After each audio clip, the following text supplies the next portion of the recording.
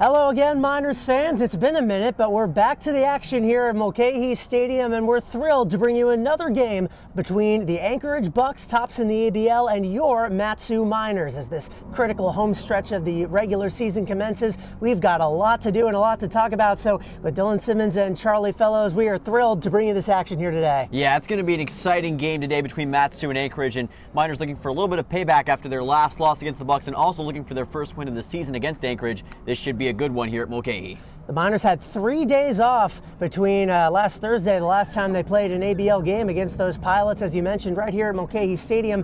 They had a game scheduled for Saturday against the Anchorage Adult Baseball League All-Stars that unfortunately got rained out. So this team is rested and ready to go. And unfortunately, as you alluded to, that game here back on Thursday did not go the best. But in case you are having trouble remembering, it's been a while. We're going to roll some highlights here, so have a look.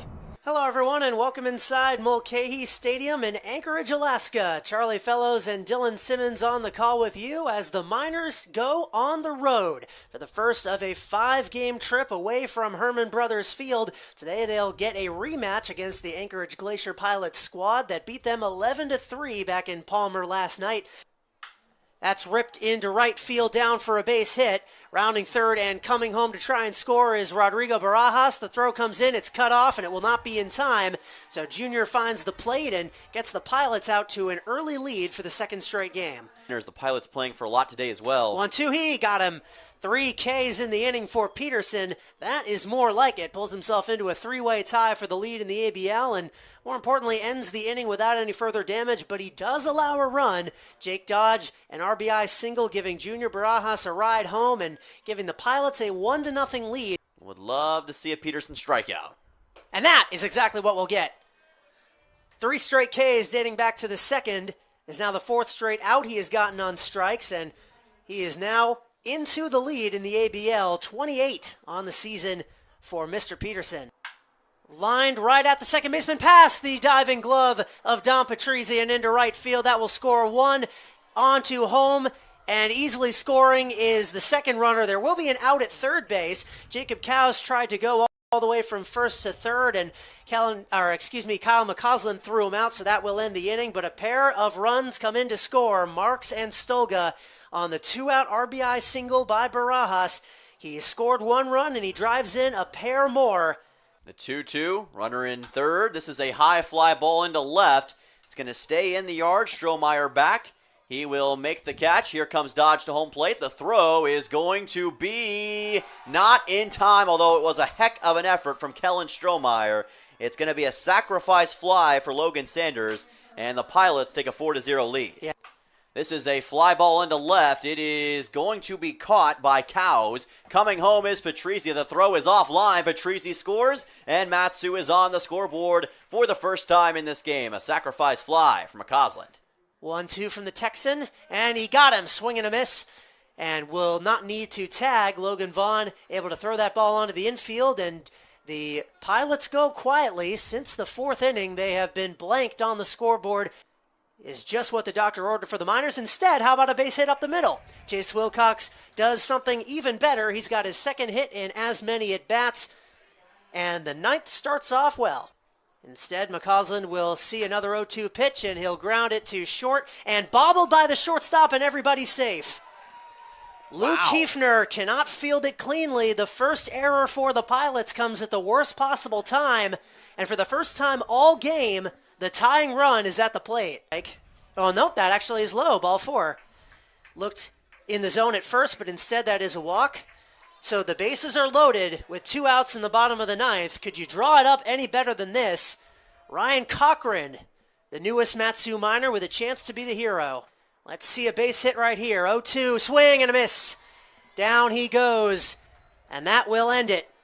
The Miners come close, but in the end, the Pilots pull it out. A bit closer than last night, but the result is the same. 4-1. The Pilots take it at home over the Mat-Su Miners, who leave the bases loaded in the top of the 9th. They will fall to 12-13 on the season, under 500 for the first time in a couple weeks. And with a couple days off coming up, they will need to get right as the season reaches its closing period.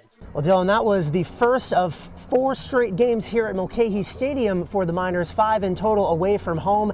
And today is the first of another even more critical stretch of their season. Oh yeah, we've nicknamed it the Gauntlet because it's going to be a gauntlet for Matsu these next few games. Today is the first of 9 games in the next 8 days for the Miners, 6 on the road. They are 4-9 away from home this season so far, currently 3rd in the Alaska Baseball League, 2.5 games back of the Peninsula Oilers and 2.5 ahead of the Anchorage Glacier Pilots. So when you take that into consideration, it's going to be a very crucial stretch for Matsu's playoff hopes and where they're going to end up in the standings, Charlie. The Miners have 16 games left on their schedule, and they're going to be completing a lot of them over the next 2 weeks and change, with everybody else in the ABL in action as well. So the standings are going to change a lot between now and then, and the Miners are hoping they can snap their 4-game skid today and vault themselves back up into the top section of the playoff picture. One of the guys that has been helping lead them there lately is this week's Player of the Week, which is Ben DeTay. He had some solid innings in relief last week in one of the games that the Miners played. He's been excellent out of the pen all season long for Matsu. And I got a chance to talk with him before this game. He gave some great insight as to where the team is at entering this extremely crucial stretch. So you'll want to watch that right now. What's going on, Miners fans? Charlie Fellows here, and I'm here with this week's Player of the Week for the Matsu Miners, Ben DeTay. How are you? Good, how are you? I'm great. So you had a number of excellent innings in relief out of the bullpen for the team this week. What has the mindset shift been for you? I know you started a game early on in the season, but your last couple appearances have been out of the pen and they've been excellent. How has that adjustment been for you? The biggest thing is the mindset stays the same. Mindset and routine all stays the same. It shouldn't matter if I'm starting or relieving. It's all the same process. The goal's the same. Put up a 0 every inning. So it's been a pretty easy adjustment. Just I'm coming in the middle of a game instead of at the start of one. Well, so far out of the pen, you've done that. Do you feel like you're more comfortable in that role, or like you said, the same thing at the end of the day? At the end of the day, it's the same thing. I've been coming out of the pen for the last few years, so it's definitely a more routine adjustment for me, but it's pretty much the same here in or here out. That's good. I talked to Kellen a few days ago. That interview is up on the YouTube channel. You also are from Iowa, so what has the adjustment been like, coming from somewhere as flat and different as here to now being in Alaska? I knew what I was getting myself into. The scenery is obviously gorgeous, and can't take that away. It makes it a special place to play, and it's just been a whole lot of fun. Definitely different, but worth it for sure. I know you've gotten to partake in a little bit of hiking out here as well. Yep. How's that been? Oh, it's amazing. It's hard, way harder than some people here lead on, but it's certainly fun, and it's worth it at the end of the day. To get down, to be able to look down at the valley, it's pretty cool. Yeah, they call it Lazy Mountain just as a joke, I'm pretty sure, to trick lazy. people coming in from out of town. I fell for it. You were able to make it up to the top, so I did. Yeah. That's definitely good. Of course, you don't have anything like that in Iowa, I'd imagine. No. So we talked a little bit before the season earlier on in the season with you, and we mentioned how you are the oldest player on this team, the most experienced player on this team. Have you kind of taken a role like that in the clubhouse, of being the guy with the most experience here? I wouldn't say so. We're all just a family of guys out here living and working together, and it's just a blast. Age isn't really a big part of it, and we're all just trying to get better at the end of the day, so it's just a lot of fun. Obviously, we're entering into a crucial stretch of the season here. We've got 9 games in the next 8 days, many of them, including today, against the Anchorage Bucs, teams that we're chasing in the standings, coming off a 4-game losing streak as well, so very crucial. What's the mood like in the clubhouse right now? The mood's good. It's positive. Kind of something we don't really want to think about. We don't want to put a whole lot of pressure on it. You go out and try to win every single day regardless. Shouldn't matter where you are in the standings, and it doesn't. Hopes are high, and hopefully we will be too. For sure, that definitely makes sense. Try to put it out of your mind. Apologies for that. This has been Ben DeTay, this week's Player of the Week for the Matsu Miners, so thanks for joining me, Ben. Of course. Back to you. Thank you. Well, he's locked in, so without further ado, we'll switch right over to the lineups you'll be seeing today. Yeah, we'll start with your Matsu Miners leading off. Drake Kerr back in the lineup after a few days off due to injury. He's going to be in his usual center field spot. Chase Wilcox is over at third. Kyle McCausland in left. Christian Perez at first base. Don Patrizzi at second base. Blake Baltz the catcher. Ryan Cochran the shortstop. Kellen Strohmeyer, who's been on a bit of a roll lately in right field. Riker Scow at DH today. And Jack Hostetler on the mound, one of the best pitchers you'll find in the entire Alaska Baseball League. The Anchorage Bucs, the best team you'll find total in the Alaska Baseball League, and one of the reasons why is their potent lineup, led off by a man every Miners fan at this point in the season knows, Mr. Cole Carlone, the two-way superstar for the Bucs, one of the best ERAs in the league, also leads the league in home runs and had one against the Bucs last time out. He's the first baseman today. Will Burns at short, Andrew Lamb out in right, Ryan Callahan the DH, Peyton Knowles the left fielder, Josh Hankins at third, Brody Briggs at catcher, Martell Davis a new face for the Bucs out of Oral Roberts, he's the second baseman, Riley Hunsaker out in center field, and another one of the top strikeout men in the ABL, Wyatt Halverson, making his first start of the season against the Miners. He is second in the ABL behind Ryan Peterson right now in Ks. Well, we're ready to get started here, and we could not be more excited to bring you this first game of the home stretch of the Matsu Miners season as they fight for a high playoff spot. We will be bringing you the action all game long, and right after a break, you'll hear it as the Matsu Miners and Anchorage Bucs square off here in Mulcahy. So stay with us. We are back in action with your Matsu Miners as they look to get their first win of the season against the Anchorage Bucs right here at Mulcahy Stadium.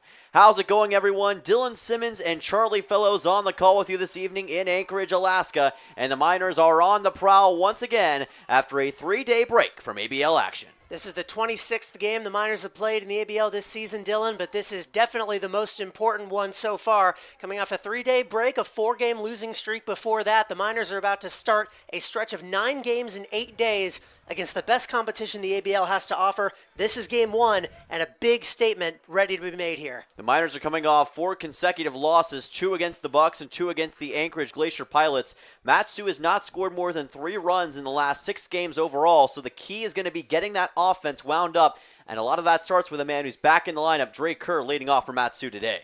Yep, Kerr missed a couple games with an injury he sustained in practice last week. The team is very happy to have him in the lineup, back in the leadoff man, back in center field, the generator that he is. He ready to get going here. He is absolutely ready to get going. And by the way, I want to send a quick congratulations to him.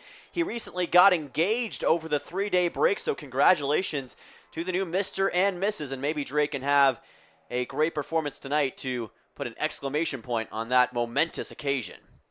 He'll be facing Wyatt Halverson to lead off. We're underway. This is popped up into the air into foul ground, racing towards the dugout for Anchorage. And it looks like it's going to land outside of foul ground for an 0-1 count. So the newest addition to the YouTube feed for the Matsu Miners is episode 3 of Valley Chats featuring Drake Kerr. A little bit of backstory there. He filmed that episode with us directly after buying the ring that we presume he used. So he was very excited. He was originally going to propose during the AABL exhibition game and had contracted us to do a joke play-by-play call of the proposal, which we were very disappointed that we didn't get to do. But here's the next best thing, Drake. Congratulations to you. 1-1 count. This pitch is high and tight. Count goes to 2-1. Always great to see that kind of huge mark in life, and I'm sure Drake is going to be very happy with his soon-to-be bride. And again, coming off that oblique muscle injury, he is looking to get back in the swing of things in more ways than one. That's going to be a strike. Count goes to 2-2. This is Wyatt Halverson. Like we mentioned before, he is tied for second in the ABL in total strikeouts with 27. Well, you talk about how many issues this offense has had for Matsu. Wyatt Halverson, like you said, that strikeout number is pretty impressive, but all of his other numbers are pretty pedestrian. His ERA is nothing to write home about. He hasn't allowed fewer than 3 runs in a start all season. And he's only pitched 4 times for the Bucs this entire year, so definitely someone the Miners can get some offense going against. Payoff pitch. This is fouled back, and it's going to be out of play. Count stays full at 3-2. Drake Kerr looking to get a hit in his first at-bat back after injury. Halverson, in total, a 5.63 ERA, 27 strikeouts, but a 1-2 record. 3-2 count. His first time against the Miners this year as well. That's going to be fouled off of our press box, and the count will stay full at 3-2. And thankfully, it went just above our GoPro. Yeah, I think it might have gone right off the PA booth. Of course, this is the same park and against the same opponent, too, where we got a baseball in the booth. If that happens again, we might as well compete in the lottery up here. Yeah, I'm going to take cover during a lightning storm if that happens again, because we are definitely due for some bad luck. Payoff pitch on the way from Halverson. Kerr standing in the box. This is a bouncing ball fouled to the left of the third base line. The count stays full at 3-2, and tell you what, Drake Kerr is doing a good job of keeping this at-bat alive right now. That's 3 straight foul balls. He's back into the swing of things, and he's doing exactly what he did before he left, making life harder for pitchers. And the way things are going, typically Drake wins these battles. 271 batting average entering this game, 85 at-bats, 9 RBIs, and 23 total hits. The 3-2. And that is going to be ball number 4. Drake Kerr's on to first base with a leadoff walk, so not a bad start for the soon-to-be married man. Runner aboard for Matsu. And I don't think I've ever seen someone sprint down the first base line so quickly after drawing ball 4. He is absolutely itching to get running on those base paths, and that's something he does better than anybody in the ABL. That's his 9th walk that he has forced this season. That'll send on Chase Wilcox, who's pretty good at that in his own right, as he gets ready for his mark against Halverson. He's got 11 RBIs on the season, total of 16 hits, 61 ABs, top 10 in the ABL in RBIs, and he's got the top on-base percentage on the team at .384. Count goes to 1-0 here. He had a couple big hits in that Pilots game. Unfortunately, were not enough to get the Miners the win, but he's been a valuable piece of this lineup through thick and thin. Count goes to 1-1. That he has been, and of course, he's always been great in clutch situations as well. He had that winning RBI double against the Pilots in one of Matsu's latest home games. 1-1 count. This is a fly ball into left center that's going to sit down for a base hit. So Chase Wilcox on with a single. Here goes Kerr to third. He's going to slide in time, and Matsu has runners in the corners. Wilcox with the single, and Matsu has 2 aboard now. Well, it's looking like that 3-day rest period has done wonders for this offense so far. A leadoff walk followed by a single. Kerr goes from first to third with really no issue. And Kyle McCausland comes up with none out and runners on the corners, ready to make a statement straight away against the ABL's top squad. So McCausland on, the left fielder today, and the top extra base hitter for Matsu with a total of 7 on this season. Miners are looking to strike early. That is near the top part of the zone, but a ball. Count goes to 1-0 here. McCausland out of Massachusetts, Middlebury College, 256 average, 11 runs batted in. One of 4 players on these Miners with a home run. 1-0 pitch. And this time it does find that top part on the fastball. Count goes to 1-1. First strike by Halverson in this at-bat. To Drew Kennan David Kennan, father of Drew, in the YouTube chat. We saw you were in here before we even went live with praise locked and loaded. We are happy to see you. This is the most excited we've been to call a Miners game in a long time. Not that we aren't excited to call every game, but this in particular is an extremely important one against an extremely important team. And we think they can do it. 1-1 count, as that is fouled off by McCausland. Count goes to 1-2. Must have just gotten a piece of it. It didn't make any sound, but the catcher Briggs couldn't handle it cleanly. I believe it may have just caught part of his handle. Either way, it's a 1-2. And again, Drake Kerr at third. He's got an easy path to score if McCausland can put this one into fair ground. I mean, knowing Kerr, he could score even without that. That's true. That is high for ball number 2, and the count evens.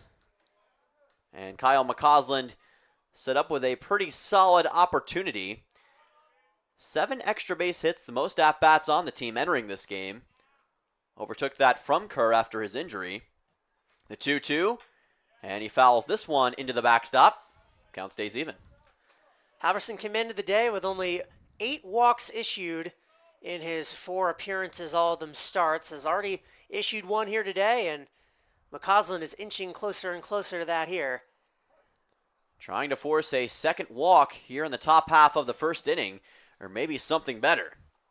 The 2-2. Fastball is outside the zone for ball 3.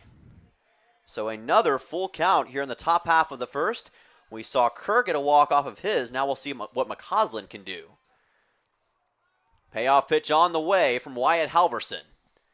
Wilcox at first, Kerr at third. Here's a pickoff attempted to first base. Cole Carlone over there. Martell Davis at second at the moment. Will Burns at short. Josh Hinkins third. That's your infield defense for the Bucs. Brody Briggs is the catcher. The payoff pitch from Halverson. And that's high for ball 4. McCausland on to first base, and the Miners have the bases loaded here in Anchorage. Not a bad start for the Miners. Yeah, bases loaded, nobody out. With the terrifying middle of this lineup coming up, it's going to be Christian Perez, Dom Patrizzi, the next two batters up. Both of them can absolutely hammer a ball if they get the chance to. Blake Baltz, Ryan Cochran, Kellen Strohmeyer, and Riker Scow lead off this lineup, and none of them are slouches either, far from it. But Perez in particular seems like the optimal man you'd want up in this kind of situation. He does have a home run this season. Leads the team in batting average, is third in that particular category, 259. 2 doubles and a home run on the season, 12 runs batted in.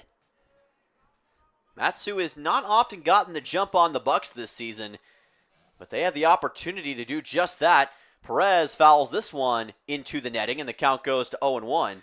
Yeah, they've scored a total of 1 run against the Bucs this season in the 4 games they've played, if I'm not mistaken. Or no, aside from that first game, the 10-9 game. And the 3 other than that, they've just scored 1. They were shut out twice in the doubleheader on Monday last week. This is a bouncing ball right back to the mound. Here's the throw to home. That's going to be 1 out. So Kerr's not going to score, but the bases will still be loaded for Matsu. Perez on to first on a fielder's choice. Yeah, obviously not ideal, but that could have been a lot worse. It looked off the bat like that might be a double play. They took the force out at home, but was Perez able to leg that out, reach on a fielder's choice? So Miners still in prime position here, and Dom Patrizzi, another absolutely terrifying hitter if you're Will Halverson. Yeah, if you're talking about somebody who is great in this position, it is Dom Patrizzi, the ABL leader in RBIs with 16. Trying to add to that here, he's got a great opportunity with the bases loaded and 1 out. Pitch by Halverson. Patrizzi lets it come in, and that's ball 1. To the outside that time, and a little high. Patrizzi, 221. As you said, 16 runs batted in, which is tops in the ABL, 1 ahead of the Bucs' Cole Carlone, who you'll see in the bottom of this inning. A lot of offensive weapons on both sides. The Bucs have statistically been the more consistent offense, but Matsu, whenever they're on, they are incredibly hard to stop, and they are certainly looking on early on in this game. Miners' highs have been much higher. That pitch is low, and the count will go to 2-0 now. Halverson's really having trouble finding the strike zone in this inning. He Yeah. could potentially walk in a run here. Yeah, his command is definitely not exactly down at the moment, and Matsu has been capitalizing on that. Could be on the verge of a third walk here. 2-0 count. This is a ball that is just foul to the right of the first base line. If that had been a fair ball, that could have been a bases clearing hit. Yeah, that's a common theme for these Miners. I'm sure it happens to every other team too, but the ones against, or rather, that are hit by your team stick in your head a lot more, and that was another could have been right there. Patrizzi, you said Kyle McCausland leads the team with 7 runs batted in, but Dom is no slouch. He's got 5, which is second in the Matsu Miners lineup. 4 of them doubles and a home run. Yeah, not too shabby when it comes to that extra base ability, and that is certainly great to have at any part of the lineup. 2-1 count, bases juiced for Matsu. Halverson keeping an eye on second. Here's the throw. This is a bouncing ball. Run's going to score. There's 1 out. Throw to first will not happen. And Matsu has taken the early lead as Chase Wilcox comes in. Dom Patrizzi with the RBI and Matsu with the early advantage. And that was all about the speed of Dom Patrizzi right there. The Matsu Miners showing their effort early by legging out those base hits. First, it was Christian Perez making it to first to make sure that double play wouldn't happen off of his weak grounder. He reached on a fielder's choice. Then it was Patrizzi, pretty much the exact same position. They got the force out at second, but they weren't able to turn 2 because he beat that throw out by a mile. and the Miners, for the first time against the Bucs, get on the board first. So Blake Baltz next up for the Miners. Runners in the corners for Matsu, as it was Wilcox who came in. And that pitch is going to be once again outside for ball number 1. So Don Patrizzi with the first RBI of the game. Wilcox scoring the first run. McCausland now at third. Perez was out on that ground ball, and now Patrizzi at first. 1-0 count, throw back, and quickly retreating to first base is Dom. Patrizzi continues to pad that lead in the ABL. He had so many early in the season, and then they've just been coming in bunches ever since, but that was a big one there. That it was. Baltz lets this one go by. It's a fastball. It's in for a strike. Count goes to 1-1. He'll be followed up by Ryan Cochran, Kellen Strohmeyer, and Riker Scow. 7, 8, 9 in the order, but Matsu's hoping that they can keep this inning alive and keep extending their lead. Halverson with the pitch, and that one is going to be off the padding of Brody Briggs, able to keep it in front of him. Counts 2-1. McCausland at third is speedy, not quite as fast as someone like Drake Kerr, but still definitely capable of taking advantage of a miscue by Briggs. And that's exactly what he's looking for. The 2-1. Pitch by Halverson, swing and a miss by Baltz, and the count goes to 2 balls, 2 strikes. Well, this has been the book on Halverson. He gets into jams, he allows hits, he allows runs, he allows base runners, but those strikeouts are always a reliable thing that he can produce. Yeah, Matsu would love to cash in this situation. You'd hate to leave 2 runners stranded on base. We'll see if Baltz can provide something here. The 2-2. This is fouled off over the Bucs dugout, and the count will stay the same. And for those who haven't been listening to our games all season long, at Mulcahy Stadium, for some reason, we aren't quite sure why, our headsets pick up a local radio station, so we have music playing in our ears the entire game, and right now, We Are the Champions by Queen is currently being played on this classic rock station. That could be a good omen. Could be a premonition of things to come. We'll see how that works out coming into August. 2-2 count. This is foul by Baltz, and you saw over at first that Patrizzi was trying to steal. He's going to have to head back, but he was going for it that time. With 2 strikes and 2 outs, that is what he'll be doing from here on out. Good job by Baltz to just barely get a piece of that. Yeah, keep the at-bat alive, most importantly, and keep the top of the first alive. Matsu trying to take a 2-0 lead. It's up to Blake Baltz. Throw back to first and corralled by Carlone, but not able to do anything with Don Patrizzi. They've been trying to see if there may be an opportunity at an out at first a few times in this game. Miners really need this run. They've held the Bucs to pretty modest offensive outcomes the last few times they've played, but the 2-2, this is a ball popped up into shallow left. Burns is right there, and he makes the catch. That is out number 3, but the Miners do strike first. 1 run scored thanks to Don Patrizzi. Gets an RBI, and Chase Wilcox comes in. Miners on top 1-0. We'll see if the Bucs can respond in the bottom half of the first. You're watching Matsu Miners Baseball right here on YouTube.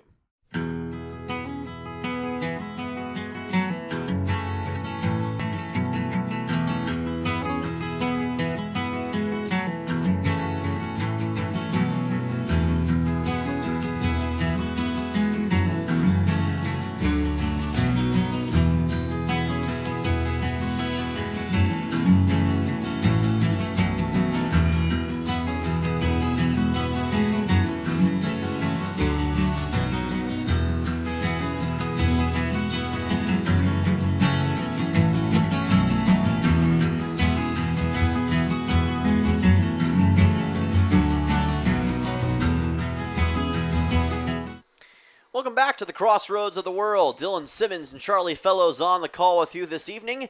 And Matsu has called on the services of Jack Hostetler to start things off in the bottom half of the first. Miners up 1-0, and Jack Hostetler certainly in position to make sure that that does not change. Hostetler has one extremely glaring similarity to Wyatt Halverson, the pitcher you just saw for the Bucs last inning. They both have the exact same number of strikeouts in the ABL season so far, 27. They're both jockeying for the lead in the ABL. However, that is pretty much where the similarities end between these two pitchers. Hostetler has been incredible for the Miners out of the pen early on, and since he's moved into the rotation, he's only gotten better. 0.86 ERA this season, has allowed just 7 hits, 2 earned runs across 21 innings pitched, and 27 strikeouts, as I mentioned. Just 1 extra base hit, and a 1.32 opposing batting average against. Aside from the closer, Drew Kennan, that is number 1 on the ABL's Matsu Miners. Yeah, he went 7 innings pitched in his last game against the Peninsula Oilers on July 7th. 4 hits, 1 earned run allowed, and he had a team high for a single game, at least 12 strikeouts. And he needs just 2 more Ks in this game to eclipse the high mark in the ABL when it comes to Ks, so just needs 2 more to get that all to himself. Of course, Halverson will be competing with him throughout the game, but I'd say that if my money were on it, Jack Hostetler is going to have that title all to himself by the time the game's over. And the current first place holder, by the way, Ryan Peterson. Peterson. Also of the Miners. So 28 strikeouts. the man that will face off against Hostetler first, however, is someone the Miners have a bit of history with. Yeah, Cole Carlone with a bouncing ball to short, picked up by Cochran, thrown on to first, and a nice 6-3 putout. Good recovery by Ryan Cochran. That ball took an odd bounce off of the mound, but Cochran was not phased and 1 down. Yeah, good play by him, and that definitely went a lot better than the last time Cole Carlone led off the Bucs half of the first inning here at Mulcahy against the Miners. Against Rocco Bernardina last week, he hit a first pitch home run over the left field fence. This is Will Burns up, who lets this pitch go by. It's a strike. Count goes to 0-1. Wouldn't expect much less from Jack Hostetler. Very good with the fastball. Recently signed with Oregon State. He'll be playing for them in the 2025 season. This is a liner towards left, just fouled by Burns. Count goes to 0-2.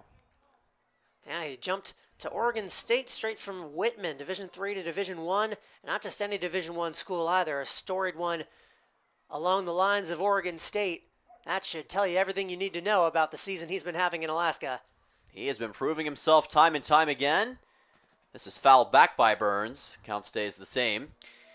And Matsu with the lead early on. They haven't had that a lot against the Anchorage Bucs. One thing that the Bucs have been able to use time and time again is that they get the lead early against Matsu and they can kind of control the game from there. This fouled once again by Burns. Yeah, the pitchers for the Bucs, the Zan Roses and Cole Carlones of the world, are absolutely lights out and experienced, particularly against the Matsu Miners, which is why it's good that the Miners pounced on Wyatt Halverson early, hoping they continue to do that. The 0-2, and there's the first strikeout of the game. Jack Hostetler, who else, able to get the first K for Matsu here this evening, striking out Will Burns. That is 2 down here in the bottom half of the first inning. He's an excellent painter of that outside corner, and he does it to perfection right there. Will Burns was frozen.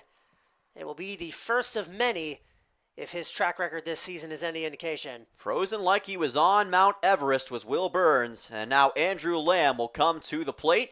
Pitch on the way from Hostetler. This is fouled by Lamb. Count goes to 0-1. Matsu Miners come into this game with a 12-13 record overall. They've dropped to 3rd in the Alaska Baseball League standings. We'll talk more on that later, so stay tuned for that update. 0-1 count. This is a bouncing ball picked up by the second baseman. Patrizzi throws on to first, and that's a 4-3 putout to end the first inning. So Matsu 1-2-3s the Bucs. Pretty good start overall for the Miners in this one. They'll get the bats back out there when we come back. You're watching Matsu Miners Baseball on YouTube.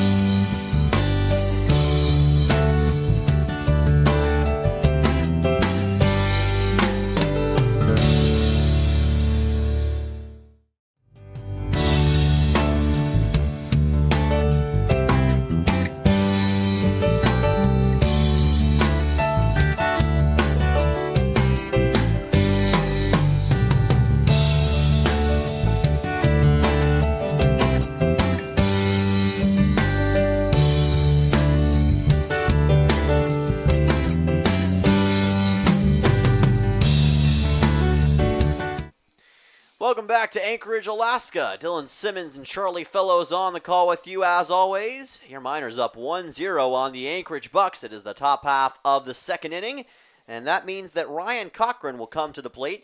He had a nice 6-3 putout in the bottom half of the first against Cole Carlone, and now he takes his spot in the batter's box here. He is looking for some redemption. The last time the Miners were on a baseball field before today, they had the bases loaded with 2 outs in the top of the ninth against the Glacier Pilots here at Mulcahy. Ryan Cochran at the bat, and he struck out to end the game. He's definitely a capable hitter. He has been with the Miners so far this year. Fouls this one into the netting. Count goes to 0-2. Taking his spot as the shortstop in this one. Junior out of Newton Square, Pennsylvania. Plays for Lehigh. 19 at-bats on the year. And that one just stays away from the zone. Count goes to 1-2 on the breaking ball. Good eyes all around for the Miners. After his Lehigh teammate Patrizzi drove in a run in the first, see if Cochran can keep the Mountain Hawks screaming. Opposite field fly ball. It's going to land in foul ground, and in the Bucs bullpen, rather the Miners bullpen, count stays at 1-2. Thought that one had a chance at first. The way the fielder was turning around, it almost had the distance. Had some considerable distance on it, just not the quite spot on the diamond. And almost a carbon copy play there, although not quite as far. Another foul ball that lands over the seats. We'll try the 1-2 once again. Miners can get back to 500 with a win here this evening. And the 1-2 on the way from Halverson. That lands outside the zone, and the count goes to 2-2, so 2 straight breaking balls that ended up as balls for the Bucs. Halverson with the 2-2. Cochran lets it go by, and that's ball number 3. That is the second pitch that's been really close to the strike zone that Cochran has rightfully laid off. Matsu Miners fans are loving that. So Cochran now forcing a payoff pitch to lead things off in the top of the second. This is fouled once again, and the count will stay full. Cochran on the season for Matsu. A 105 hitter, has 2 hits and 19 at-bats. He joined the team midway through the season. So here we go, payoff pitch time in at-bat number 20 for Cochran. This is a fly ball into right center field for a base hit. Ryan Cochran is going to go all the way towards second base as the ball goes all the way towards the wall. He's going to stop at second with a stand-up double. A leadoff double for Matsu in the top half of the second inning, and hit number 3 on the year for Ryan Cochran. And boy, did Ryan Cochran need to see that. You know, he's going to be kicking himself, wishing he had done that in the top of the ninth a few days ago, but this is just as productive of a hit from the bat of Cochran to help the Miners notch a win here today. Riley Hunsaker and Andrew Lamb were both out there, and neither one of them could get to that baseball in time as it rolled a considerable distance in the outfield. That will send on Kellen Strohmeyer, the right fielder, after the leadoff double by Ryan Cochran. That's the second hit allowed today by Halverson. He has not allowed fewer than 4 in any start this season. Well, Kellen Strohmeyer has been on a little bit of a hot streak as of late.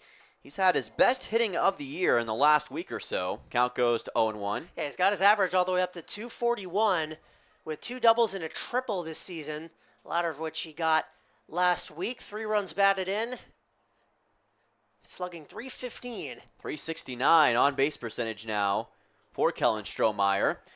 This is going to be a strike, and the count quickly goes to 0-2.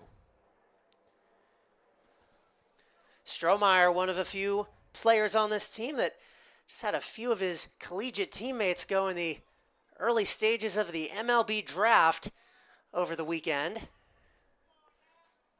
The 0-2, and that's ball 1. Like you mentioned, he's had a couple of teammates that got selected in the MLB draft just recently, and I'm sure he's very excited for them, and who knows, if things work out, maybe he'll be in that draft one day soon as well. Brody Brecht, the staff ace of the Hawkeyes, went 21st overall in the first round.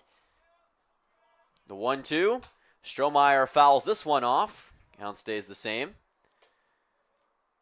Cochran still over there at second base, ready to pounce if the ball gets mishandled by either the pitcher or the catcher.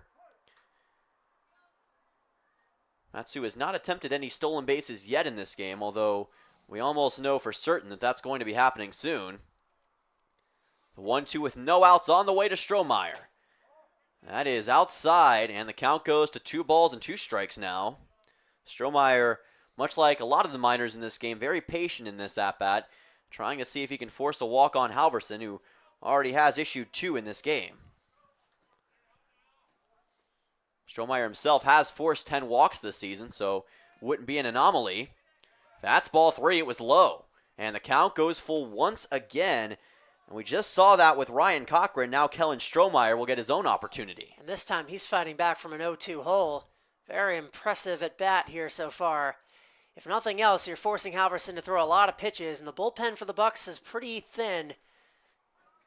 Strohmeyer does not want to go down that easily. And that's a strikeout. Boy, that was close towards the inside part of the zone, and apparently it just got in there for out number 1. Yeah, that one looked high and inside to me. Strohmeyer wasn't happy about it, but he'll sit down. First strikeout of the day for Halverson, which pulls him back into a tie with Jack Hostetler. But definitely one Strohmeyer wishes he could get another crack at. Yeah, strikeout number 28 on the year for Wyatt Halverson. There's now a 3-way tie for strikeouts in the Alaska Baseball League. Riker Scow to the plate, fouls this one into the backstop. Count goes to 0-1. Scow is the DH today for the first time this season. He filled in center field for a pair of games last week with Drake Kerr injured and played well enough that head coach Ty LeBrun wanted him, McCausland, and Strohmeyer all in the lineup at the same time, which they have not been able to do so far this season. So all 4 outfielders for the Miners batting today. Kerr coming up right after Scow. The 0-1 will become a 1-1. Outside once again on the breaking ball by Halverson. And Scow and Kerr are some of the best stolen base guys in the Alaska Baseball League, and that makes for a heck of a 1-2 punch if they can both get on the base paths. You got Cochran at second as well at the moment. That is going to be ball number 2. Too far to the inside. Scow hitting 125 on the season. Ran out of BYU, 2 doubles, 4 runs batted in. As he said, a capable man on the base path, 7 steals, which is a second, albeit a distant second, to Drake Kerr's 16 on the Miners so far this season. The 2-1. Scow with a bouncing ball to short, picked up. Burns throws to first, and he got it there in time for a 6-3 putout. And that's 2 down in the top of the second inning. So we're back to the top of the order now. Drake Kerr, who led off this game with a walk. Just the man you want at the plate if you want to capitalize on this leadoff Ryan Cochran double. Drake Kerr comes to the plate. Matsu still looking to drive in another run. Although they did score a run in the top half of the first, it ended somewhat on a sour note. They left 2 runners stranded on base, and now they're hoping that they don't leave another runner on base here. Drake Kerr can have anything to say about it. Pitch on the way. Kerr forced a leadoff walk in his first at-bat of the game. Count goes to 0-1. That was the 9th he's forced on the season. Halverson trying to get zoned in a little more, and it seems like he has to some degree. Matsu not having quite the same traction as they did early on. 0-1 count, and that's going to be ball number 1. Kerr was thrown out at home on that weak Christian Perez grounder back in the first. He was the sacrificial lamb the Miners needed in order to get that run on the board 1 batter later. 1-1 from Halverson. That is well inside. Kerr knew it as well. Backed off, and the count goes to 2-1. High in the area of Kerr as well. He's issued 2 walks in this game, too. The first 3 batters he faced, Halverson gave a free pass to, and no walks since, but he has had a lot of 3-ball counts, just a lot of pitches in general. The 2-1 fouled back. Count goes to 2-2. And Kerr started that off with a very long at-bat to start the first inning. He's had a couple of multiple RBI games this season. He had 2 against the Bucs back on June 8th in that 10-9 shootout back at Herman Brothers Field. The 2-2 here. And a strikeout for Halverson, his second of this inning, and that gives him the ABL strikeout lead, and more importantly for the Bucs, strands a runner on base for the Miners. The score is still 1-0. We'll be right back for the bottom half of the second inning. You're watching Matsu Miners Baseball right here on YouTube.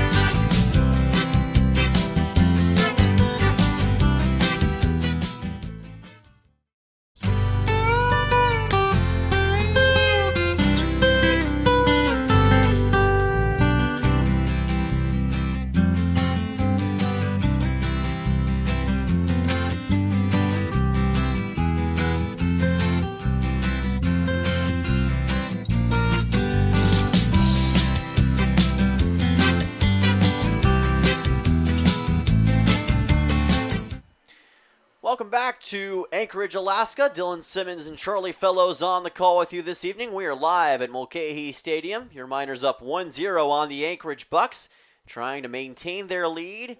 Jack Hostetler with a strikeout in his first inning of work, and watched as the Miners 1-2-3 the Bucs, now trying to keep that going as he'll get his first look at Ryan Callahan in this game, the designated hitter. He'll be followed by Peyton Knowles and Josh Hankins. That is 4-5-6 for the Bucs. Callahan at 308 on the season, which is fourth in the ABL. The Bucs have numbers 1, 4, and 5 on the Alaska Baseball League's batting average list. And Carlon Callahan and Andrew Lamb, who you saw back in the first, respectively. 16 total hits on the season for Callahan as he will foul this one off. Count goes to 0-2. Callahan also with a 308 batting average and a 422 on-base percentage. And like you were talking about, they have several statistical leaders in several offensive categories. Got a 308 slugging percentage to boot as well. Hostetler trying to get the strikeout early to deal with him. The 0-2, and that's going to be fouled off to keep the count the same. Bucs so far with no hits against the Miners. And a large part of that has been the inability to really hit anything deep on Jack Hostetler. And the Miners' defense so far has been up to the task as well. And that's going to be ball one, just to the outside of the plate.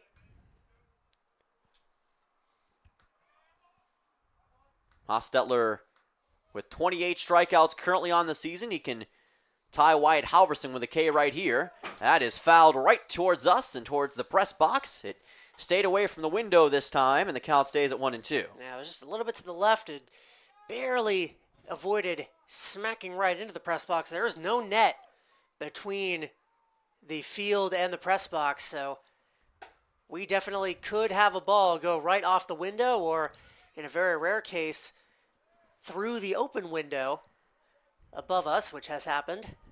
That it has, and like we said, if it happens again, we're going to have to go hit up the lottery. The 2-2. This is another foul ball. Ryan Callahan is giving Jack Hostetler everything he can handle right now. The Anchorage Bucs entering this game with a total team batting average of 247, a 386 on-base percentage, and 127 runs scored. The 2-2. This is fouled once again. It went off of the helmet of Blake Baltz. If he had been able to get his glove up there in time, would have been a strikeout, but he'll have to settle for another one. So we're going to try it again at the 2-2, and once again, it's been very hard for Hostetler against Callahan, but maybe he can take care of him right here. He tried to zip it in towards the inside. Callahan didn't bite. That's ball 3, and the count goes full. So the 3-2 on the way for the DH. By the way, the Matsu defensive lineup looks like this. Blake Baltz, the catcher, Jack Hostetler, the pitcher, Christian Perez at first, Don Patrici second, Kellen Strohmeyer right, Drake Kerr center, Kyle McCausland left, Ryan Cochran short. This is a liner into center that's going to sit down for a base hit. A payoff single for Ryan Callahan to lead things off here in the bottom half of the second inning. And first hit, first base runner for the Bucs. Hostetler will not have a clean 1-2-3 inning this time around, but he's been excellent this season at avoiding damage. It's not like he hasn't allowed any hits this year, although he hasn't allowed very many, only 8 now with that single, but just 2 earned runs. Part of the reason why he's able to get out of those jams is because he doesn't walk anybody. Just 2 issued this entire season in 21, now 22 innings of work. When you don't give free passes, typically those jams don't end up spiraling, and you're able to navigate out with very little damage. And he doesn't panic in tough situations either, which makes him so strong on the mound. That is fouled off by Peyton Knowles. Count goes to 1-1 for the left fielder. Knowles so far on the season with a 35 at-bat total, 11 total hits, a .314 average, and a .489 on-base percentage, which is tops on the Bucs and tops in the ABL. Count goes to 1-2 here. Miners have, like we said before, not beaten the Bucs this season. They've just been so frustrated against Anchorage so many times, whether it be at Herman Brothers or on the road at Mulcahy. But there may be a different feeling here this evening, as that's high for ball 2. So another longer count here for Hostetler. Callahan had this one too when he slapped that single, but a chance for the righty to make it even. The 2-2. This pitch is outside. Count goes full at 3-2. You saw Callahan take off just a little bit, but then kind of stopped and started and moved back to first base. Count will stay full, or rather go full. So a payoff pitch for the second straight time on the way from Hostetler. This is popped up into foul ground. We'll see if it's playable. And it will clang up above the Anchorage dugout, and the count stays full at 3-2. Yeah, we couldn't exactly see that play, but that sound did not sound like the ball going into a glove. Going off the roof of the Anchorage Bucs dugout. Yeah, there's another roof that's kind of to the side of us that obscures our view from that vantage point, so it's kind of a guessing game. So we'll try the payoff again. 3-2. This is a liner into center, and right there is Curry, makes the catch, and that's going to be 1 out here in the bottom half of the second. Welcome back, Drake Kerr, as he's able to get his first out of the day as an outfielder. Yeah, a solid piece of contact by Knowles, but too high and too looping for the fielders to get any real trouble from it. As you say, Drake Kerr back out in the outfield today in center field, the place where we've seen him in all but 2 games for the Miners this season, and doing what he does best, making defensive plays. Man in the hot corner, Josh Hankins at the plate. He will foul this one into the chain link fence, and the count goes to 0-1 as it screamed past the Bucs dugout. This is the 5th game of the year between the Miners and the Bucs, and they'll play each other 5 more times after this game in the month of July.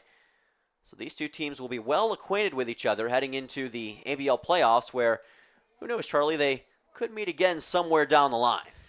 We'll talk more about that in the standings break soon, but there is definitely a chance of that. The Miners have been a very streaky team this season. Their highs have been very high. Their lows have also not been great, but when every team is at its best in the ABL this season, I don't think it's too controversial to say. As that is lined over the head of the second baseman, Patrizzi, and that will lead to runners on first and second for the Bucs. Nice work by Drake Kerr to throw that one into third and make sure that the guy at first base, Ryan Callahan, couldn't extend any further. So that will be 2 runners on base for the Bucs and a single for Josh Hankins. Yeah, not ideal, but as we said before, Hostetler adept at navigating out of these jams. We definitely have our faith in him still. As I was saying, though, when every team in the ABL is at its best, with the offense and pitching both humming, you can make a case that the Miners have the best of both of those in the entire league. Pitch on the way to Brody Briggs, who is working as the catcher tonight for the Bucs. Count will be 1-0. And the Bucs, I think, by pretty much every metric, are right up there with them. the Bucs, as you said earlier in this game, are the more consistent offense, but the Miners, when they're on, they can score far more runs than the Bucs. It's been all about putting a complete game together against the Bucs, and like you talked about, I don't know if we've seen the full potential yet of Matsu against these Bucs, but when they're clicking, it's hard for anyone in the ABL to truly stack up. The 1-1 is in the zone. Nice pitch. They've always had at least one, but not the other of those two clicking. In that first game they played, the offense was doing well, but the defense wasn't great, the pitching wasn't great, and that was the 10-9 loss. And in the 3 games since, 9-1, I think you could say based on that score that both the pitching and the offense are subpar, but the last 2, a pair of 2-0 losses in that doubleheader last week. This is a bouncing ball to second. Patrizi's got it. He is going to throw on to first and get the out, but safe at second base is going to be Josh Hankins. Going on to third is Ryan Callahan. That's 2 down now here in the bottom half of the second inning as Patrizi, I believe, missed the tag. Yeah, I like what he went for there, but made that put out at first much closer than it otherwise would have been, but he was able to get the out, so no harm, no foul. Would have been a nice inning-ending double play, but as it stands, a big second out as the newest Anchorage Buck will dig in. Yeah, this is Martell Davis out of Oral Roberts. First time meeting the Miners this season. This past year at a 247 average for them. He swings and misses at this one. Count goes to 0-1. He's playing second base today for the Bucs. He had 158 at-bats, 39 total hits, and 21 runs batted in. So a very solid option, but Matsu is hoping to make sure that doesn't materialize here. Fouls this one off. Count goes to 0-2. Oral Roberts in Oklahoma, neck of the woods of a couple players on this team. Drake Kerr, Logan Vaughn. The 0-2 count. 2 runners in scoring position here for the Bucs. Very tenuous position for Hostetler and Matsu. That ball is outside, and we will try with the 1-2 count. Let's see if Hostetler goes back to that fastball. The 1-2. He does, and he got him. Jack Hostetler with an inning-ending strikeout. That is K number 29 on the year, and he ties Halverson for the strikeout lead in the ABL, and we go back and forth once again here in Anchorage. Matsu still with the 1-0 lead. We'll be right back for the top half of the third inning. You're watching Matsu Miners Baseball on YouTube.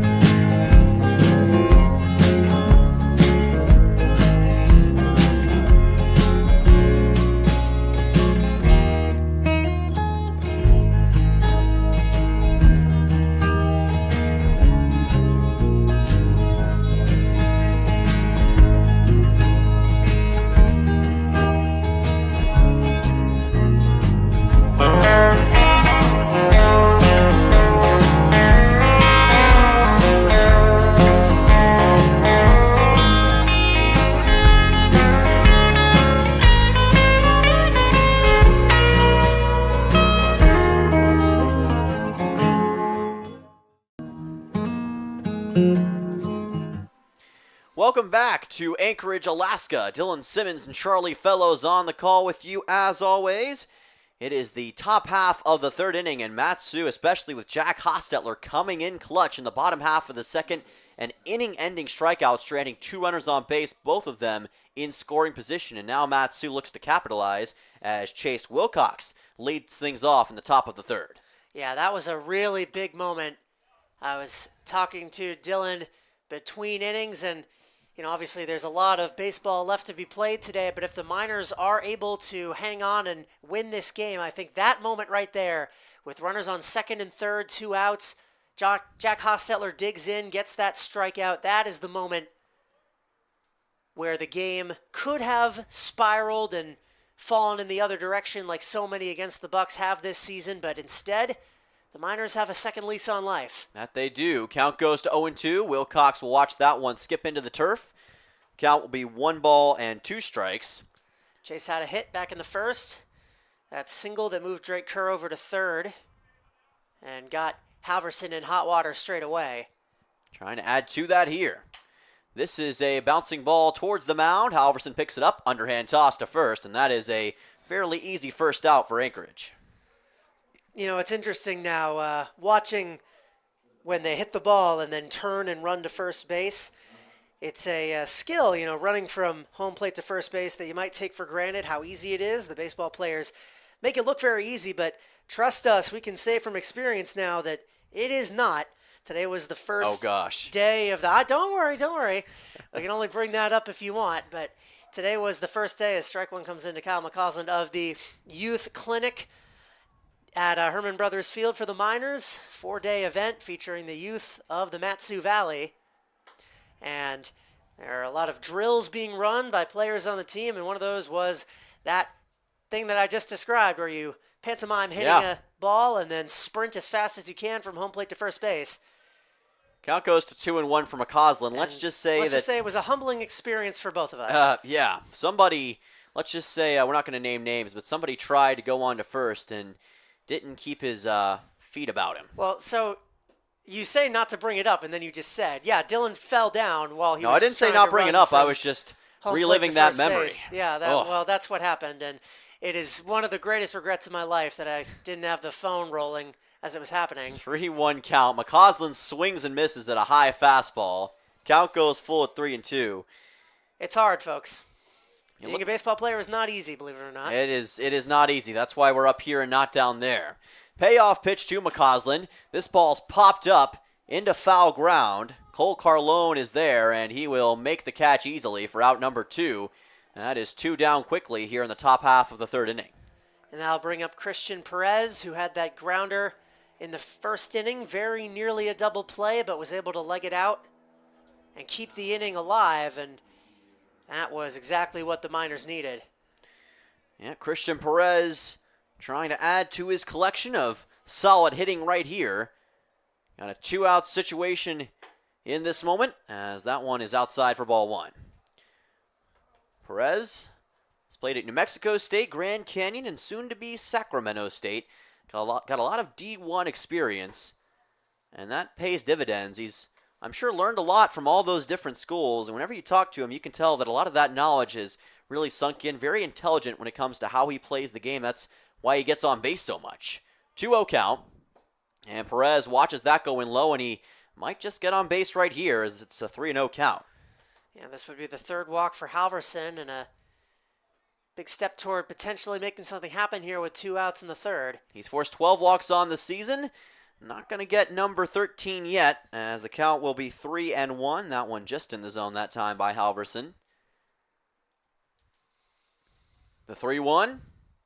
Perez will send a chopper right side, and it'll just be easily picked up by Cole Carlone. An unassisted third out, and that brings us to the bottom half of the third. Mat-Su gets 1-2-3 by the Bucs. Score still 1-0. Miners on top. We'll be back in just a moment, but before that, let's take a look at the ABL standings here at this point in ABL. Peninsula behind them at 15-11. They've been having their way with the Chugiak ER Chinooks down in Kenai, currently up 3-0 in that series. Mat-Su, 12-13, as you can see, 1 game below 500, 5.5 back of these Bucs, and a win today would be a critical one toward narrowing that deficit a bit, with the Pilots at 10-16 and the Chinooks at 8-16, currently battling for that last playoff spot. So it really puts into sharp relief. The Miners, of course, would like to at least leapfrog the Oilers and avoid having to go down to Kenai, down to Bizarro Land, as we call it, to play off against the Oilers in a best-of-3 series in the first round, where anything can happen. We know better than anyone down at Coral Seymour Memorial Ballpark, but also keeping the Anchorage Bucs within striking distance. As you mentioned before, the Miners and Bucs have a lot more games, 6 of them, in fact, including today, left to play against each other this season. And just a couple wins for the Miners could make the Bucs look in their rearview mirror a bit more. Well, there's always a saying that if you catch fire late, it's hard for anybody to stop you at this point in the season. A lot of times, it's not how you start, it's how you finish a year. And Mat-Su, if they can finish this year strong, will get their chance at an ABL championship for the first time since 2018. And oh, how sweet that would be. But one thing's for sure, they're probably going to have to find their way through the Anchorage Bucs to accomplish that goal, as we now see Riley Hunsaker get his first at-bat of the game against Jack Hostetler. This is fired in just to the outside for a 1-0 count. Hunsaker out in center field for the Anchorage Bucs today. With 16 at-bats on the season, 3 total hits coming into this game, Hostetler finds the zone this time and gets it to a nice 1-1 count. Hunsaker with a 188 average and a 316 on-base percentage. He has forced a total of 2 walks on the season. Hasn't played the minors too often. The 1-1, and a nice fastball by Hostetler, and the future Beaver makes it 1-2. It'll go Hunsaker, Carlone, and Will Burns, 9-1-2 for the Bucs, to lead things off in the bottom half of the third inning. And you can bet the Bucs want some revenge after the way the second inning ended. And there's a swing and a miss and a strikeout. And Jack Hostetler now has number 30 on the season, the first ABL pitcher to reach that milestone. And he now has the ABL strikeout lead all to himself. That was going back and forth early this season, or early this game, I should say, but this is an opportunity for Hostetler to grab it by the throat a little bit more. He's got Will Burns due up as the third man to bat in this inning, who was the first strikeout victim for Hostetler, and Carlone up to bat now. Carlone with a high chopper right side, and it's going to be just foul to the right of the first base bag. Count goes to 0-1, and of course Cole Carlone has been a phenom for the Bucs this season. Very solid player, 66 at-bats, 23 hits, 348 batting average, and as a pitcher, he's been incredible as well for Anchorage, with a 22 innings pitched mark and a 2.45 ERA. But that is not going to stop Jack Hostetler from trying to strike him out right here, and he's got the count at 0-1. That is going to bounce off the catcher Blake Baltz, and the count goes to 1-1. Hostetler has been cool as a cucumber in this game. No better way to illustrate that than what happened in the second inning. Runners on second and third, 2 out. He managed to get out of the jam, and now he's back to cruising like he was in the first.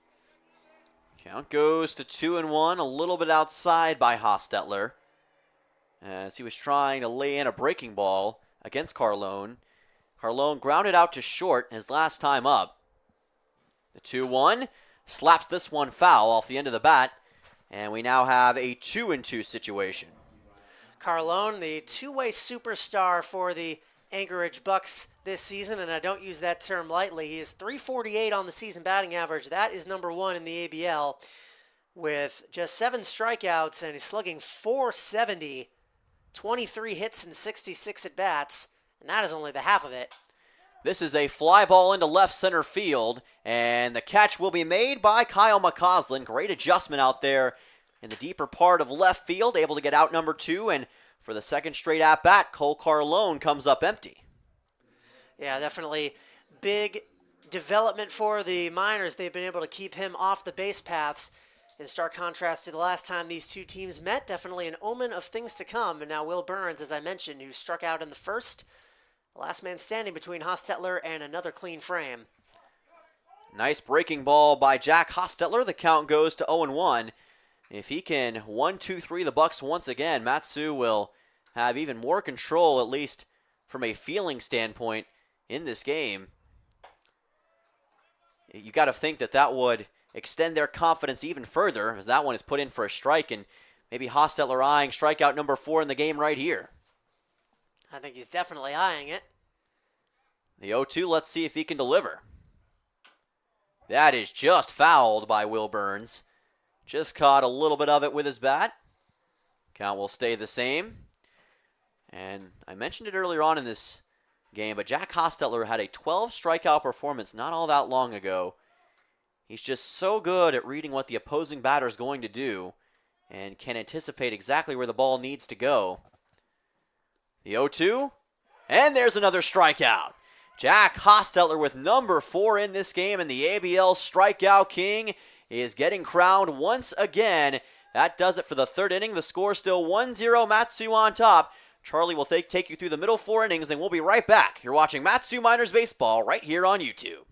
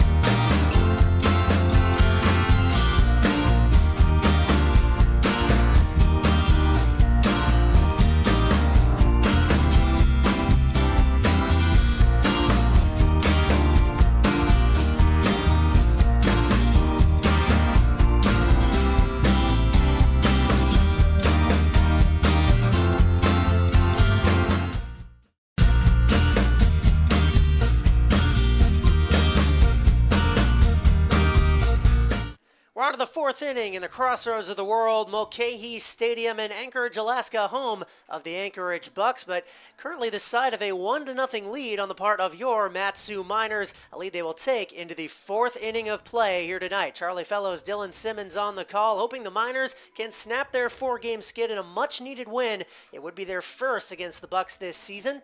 They've done their part toward getting themselves there thus far, but if they get any more runs on the board today, it will not be against Wyatt Halverson. The former strikeout leader in the ABL is done after just 3 innings, and on a relief, Chad Gurnea going to try and keep the Miners from running up the score. Freshman right-handed pitcher with 4 appearances on the season, 17 1/3 innings pitched. He's given up 8 earned runs. He has a 4.15 ERA. And Gurnea is no stranger to the Mat-Su Miners. He just saw them in that doubleheader last Monday, and now we'll see what he can do on this Monday against the Miners in a regular 9-inning game. It'll be Patrizzi, Baltz, and Cochran due up. I'm not sure why, because Wyatt Halverson had his cleanest inning of work so far today, a 1-2-3 inning in the third as Don Patrizzi takes ball 1. I have to imagine there's some kind of pitch count or inning limit in play because we are aware the Bucs are heavily managing their top arms from an inning count perspective toward the end of the season to make sure they have them all available for the playoffs. And Halverson has thrown a lot of innings for the Bucs. That's just pure speculation, though, as that's into center field for a base hit. Don Patrizzi's got a single. He reaches base for the second time and leads off the fourth in solid fashion. Yeah, if it is one of those situations, then the Bucs might pay for it as Don Patrizzi immediately delivers a single into shallow center field right above the head of the pitcher Gurnea that time. And Don Patrizzi making an immediate impact in this game. He's already got an RBI and now has a single. And this is exactly the kind of offense that Mat-Su wants against Gurnea early, a guy who is coming off a 6-inning performance against them just a few days ago. He didn't allow a single earned run and just 2 hits. Already allowed half that total in just 1 batter so far today, as Blake Baltz will dig in with a man on. And he'll look at a pitch just to the outside of the zone. Baltz popped out to short to end that first inning, leave runners on the corners. Patrizzi, the man who got left at first in that instance, now hoping to get driven a little bit further. As Gurnea throws over to first, Gurnea taking a page out of Halverson's book, very conscious, wary of the speedy Miners runners. Patrizzi, of course, definitely a threat to steal at all times. That he is, and you know that if he sees an opportunity, he's going to go for it. That's ripped into left field, dropping right into the glove of Peyton Knowles. Don Patrizzi will have to retreat back to first base. Good piece of hitting by Baltz, but just a little bit too much on it, and he makes out number 1. Yeah, really solid oppo shot that time. Knowles was right on top of it, but if that had sit down a little bit sooner, it probably could have been a chance for Patrizzi to go all the way to second, maybe third if the ball had bounced a certain way. Solid shot, just couldn't get it to land in time. And that'll send on Cochran. Yeah, the best piece of contact by either squad so far today belongs to this guy, Ryan Cochran, who led off the second inning with a double. The Miners were not able to do anything with that, but still definitely a highlight of the game so far. First pitch comes from Gurnea. That misses low and away. Cochran with his Lehigh teammate 90 feet down the base paths. The two are the middle infield for the Miners today, as they so often are. And a tandem that works quite well together. Got to talk with Ryan when he first joined the Miners down in Kenai a little bit right after that trip ended about how important it is to have a guy like Dom, who he already knows in an environment so unfamiliar to him as Anchorage, Alaska, or Palmer, Alaska, I should say, is to someone from Pennsylvania. As that's a chopper left side, throw on to second, dropped by the second baseman, but he gets it back in his glove. That is in time for an out, getting the force out there and retiring Patrizzi, but able to reach on the error there is Ryan Cochran, as the second baseman Martell Davis took a bit too long to get that ball in his glove.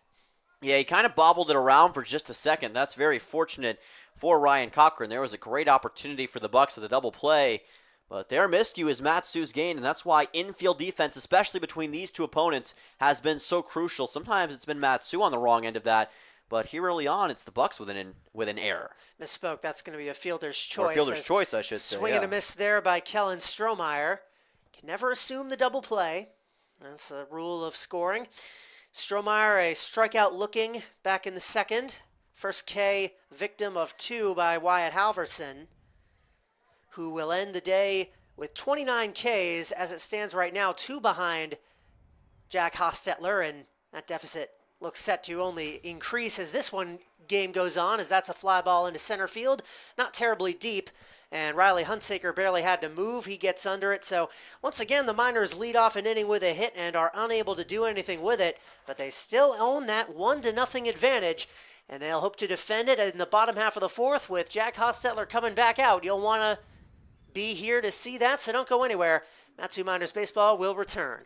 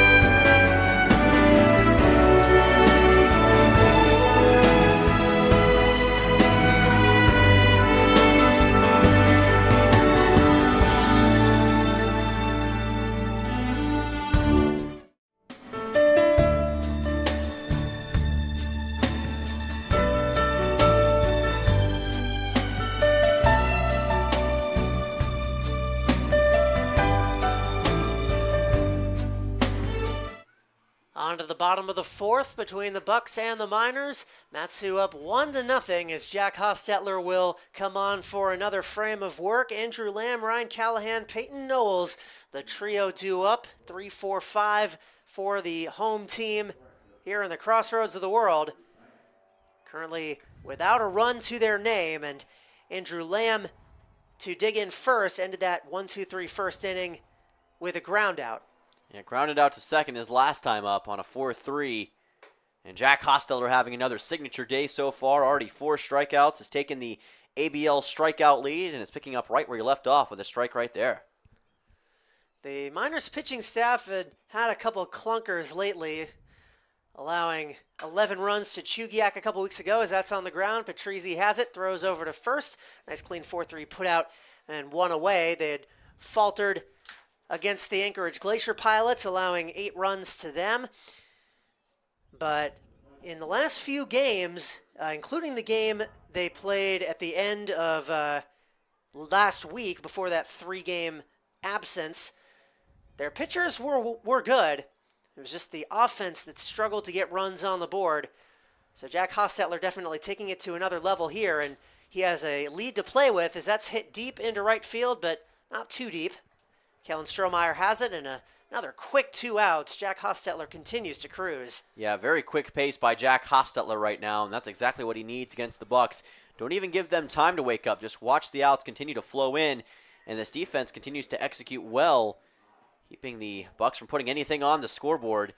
You know, we talked about Matsu on the road as well. They've struggled at least in recent times. They haven't gotten a road win since June 30th. 0-4 in the month of July on the road, but if they keep this up, they're in position to get that first road win here in the 7th month of 2024. Ball 1 comes into Peyton Knowles. That was Callahan with the fly out. He had a single back in the second. Knowles with a fly out of his own so far to his name today.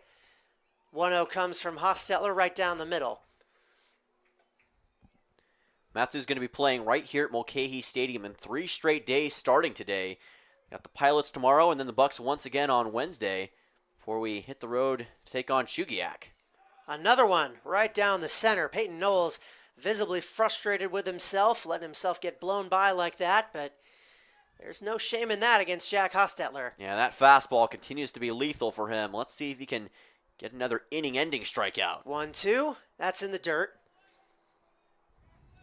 He's got 4 already today. Hostetler allowed 2 hits and no other base runners. As we said before, he does not issue free passes. Very few walks, hit by pitches, that sort of thing this season. 2-2 is high.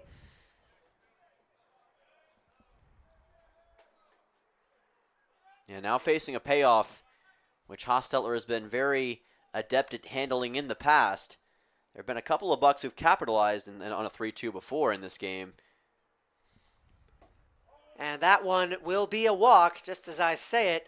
Just the 3rd base on balls issued by Hostetler all season.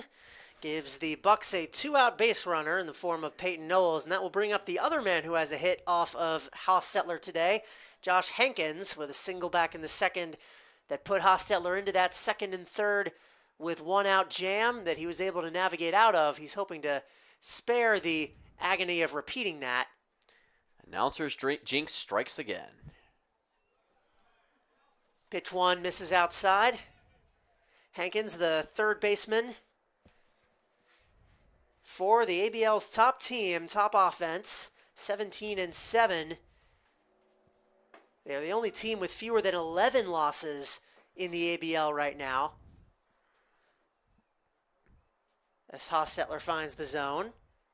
Yeah, 17-7 record, and they are seemingly on their way to 25-plus wins on the season, depending on how things run their course throughout the rest of 2024. But Matsu could, like we said also, very well meet them at the top if things go a certain way towards the end. Hostetler's got a 1-2 coming. Trying to get strikeout number 5. Not that time. That one goes into the glove of Ball. It's a good stop to keep the runner on first. This is a big game between these two teams for another reason as well. As I mentioned, the Bucs are 4-0 against the Miners so far this season, so with one more win, they would clinch at least a share of the season series, which would come into play if these two teams were closer in the standings toward the end of the year, as Hankins just got a piece of that. Yeah, just barely was able to collect a little bit of the baseball, and like you talked about, the share of that season series is on the line, and you wonder, with them being so far up in the ABL and having that big advantage when it comes to the season series, do the Bucs, no, I'm not saying they do this, but does it almost make you subconsciously take the opponent lightly, and does that open a door for Matsu? That is a hit by pitch, so that is another bit of commentator's curse. I say how few walks and hits by pitches Jack Hostetler is allowed. He immediately walks a guy and hits a guy. Runners on first and second with 2 outs. Brody Briggs coming up, and Blake Baltz just wants to talk things over real quick as the catcher for Matsu, or for Anchorage, I should say, will come up to the plate in a pivotal moment here in the bottom of the 4th. Yeah, Blake just trying to clear things up with Jack in this spot. Exchanging some signals as well, trying to make sure that everything is what it's supposed to be. With there already being 2 outs here in the bottom half of the 4th, Jack doesn't have to sweat it too much, but you really don't want to allow a hit in this situation, especially with a runner in scoring position in Peyton Knowles. This is going to be crucial for the Miners. First offering on its way, and it's inside. Taken by Briggs, who hit a ground ball to the second baseman back in the 2nd inning. Remember, Hostetler stranded 2 runners on base for the Bucs a little bit ago in the 2nd inning, and both of those were in scoring position, so he's definitely familiar with the spot. Strike 1 comes in. Briggs on the year at .262. 8 runs batted in. 16 hits and 61 at-bats for the Bucs catcher. 1-1 on its way. And that one left outside, so Hostetler throwing a few more pitches as the inning gets on. A couple quick outs to start the frame, but he's run into a bit of trouble here. Yeah, just hasn't quite had the same command as of late that he's so known for. Still a chance to recover, though. That will bring the count to 3-1. So a bit of an unfamiliar spot, and now if you issue another walk in this inning, all of a sudden you load the bases for the Bucs. So Jack is going to have to be really careful. I think if he can get that fastball in, he'll be fine, but it's all a matter of just finding a way to put it in the zone. 3-1, cut and a miss, or actually got a piece of it, but same effect. It'll be a big payoff pitch. Hostetler definitely does not want to load the bases with 2 outs. Defending the 1-run lead given to him in the first inning. Briggs has struck out 8 times in 61 at-bats. Not the biggest strikeout guy, but maybe Hostetler can get that number to 9 right here.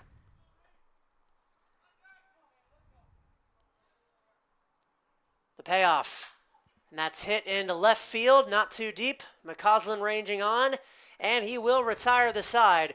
Once again, Jack Hostetler fights through a jam and strands multiple Bucs on base, keeping the 1-run Miners lead intact. It will be 1-0 Mat-Su as we head to the 5th. You're watching Mat-Su Miners Baseball on YouTube.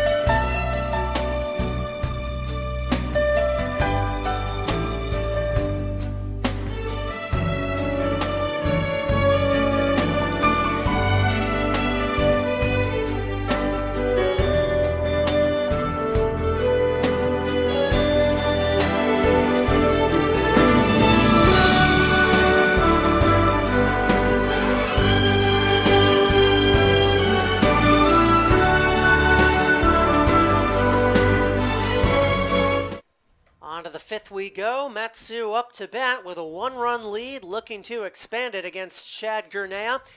It'll be Scow, Kerr, and Wilcox due up against the man out of the pen for the Bucs. Charlie Fellows, Dylan Simmons on the call, the voices of the Miners. Currently, the voices of a tenuous advantage for Mat-Su as they try to get back in the win column for the first time in a week. Riker Scow in his first at-bat grounded out to shortstop. Leading things off here in the top half of the 5th inning. And like you talked about, the lead is at a tenuous 1 run.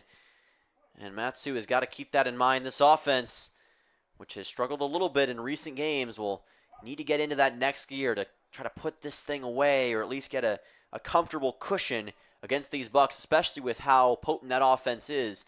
No lead is safe against this team.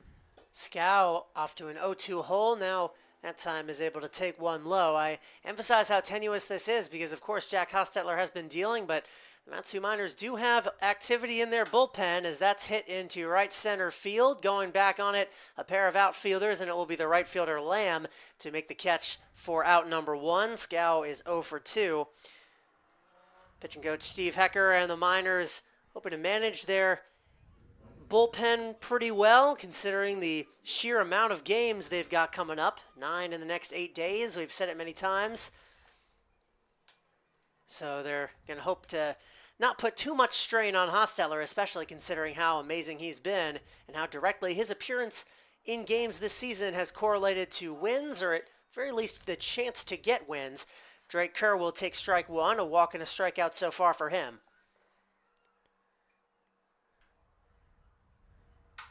And that's on the ground, fielded by the second baseman, a diving play by him. It'll be Davis to Carlone.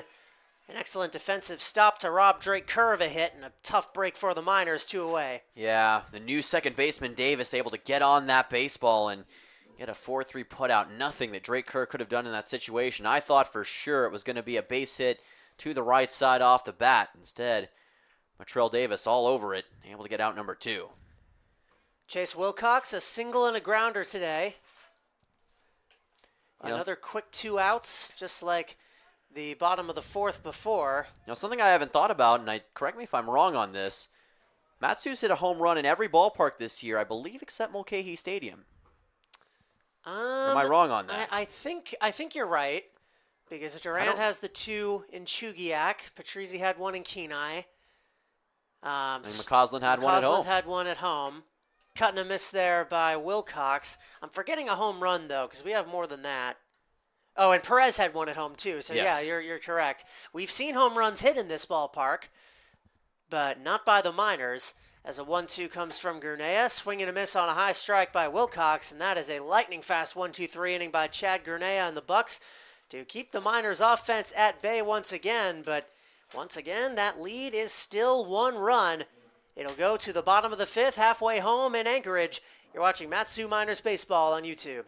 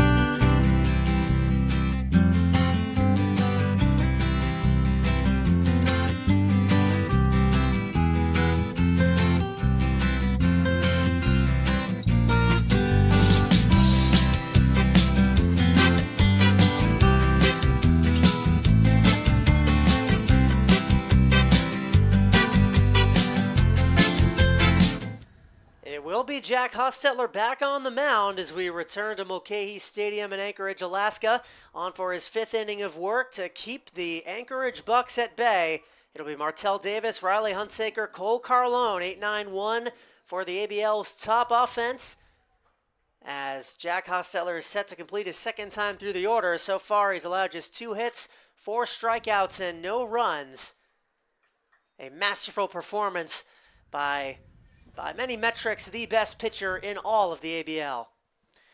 Yeah, 2nd time we've seen Martell Davis at the plate for the Bucs here in this game. He struck out swinging his first time up against Hostetler, and he may be on track to do that once again. He is 2/3 of the way there. A cut and a miss by the newest member of the Bucs. Hot off a nice defensive stop an inning ago. 0-2 pitch from Hostetler right down the middle. Up against the best pitcher in the ABL. He is no match. Strikeout number 5 for Hostetler, 32 overall this year, and 1 away in the 5th. Needs just 1 more to match his uniform number at 33, and that was a perfect fastball. The best pitch that Jack Hostetler has in his arsenal. Couldn't have put it in any better, and like you mentioned, there was no match for Martell Davis that time. Huge strikeout. So Davis has struck out twice. The man at the plate right now has also struck out once, Riley Hunsaker. The last man to bat for the 2nd time for Anchorage. He went down on strikes to start the 3rd inning. Another thing we haven't really talked about, it's a camo uniform night between these two teams. Yeah, it's surprising you can see him at all out there. 1-1. Bucs have a white camo look, and Matsu with a traditional camo. It's a very interesting uniform clash. Of course, in my mind, I think the Miners' uniforms are quite a bit better. That is, they'd definitely be more effective at doing their job of camouflaging, although who actually wears camo with the intent of camouflaging with nature nowadays? 2-1 coming from Hostetler. The newest Oregon State Beaver just got a piece of it there at Hunsaker. 2-2. 1 out in the bottom of the 5th, trying to complete what will be a quality start. Yeah, got a chance at his 6th strikeout right here We saw what he was able to do with the fastball against Davis, and I'd say he's eyeing that once again right here. 2-2, he got him. Swung right through it, did Hunsaker.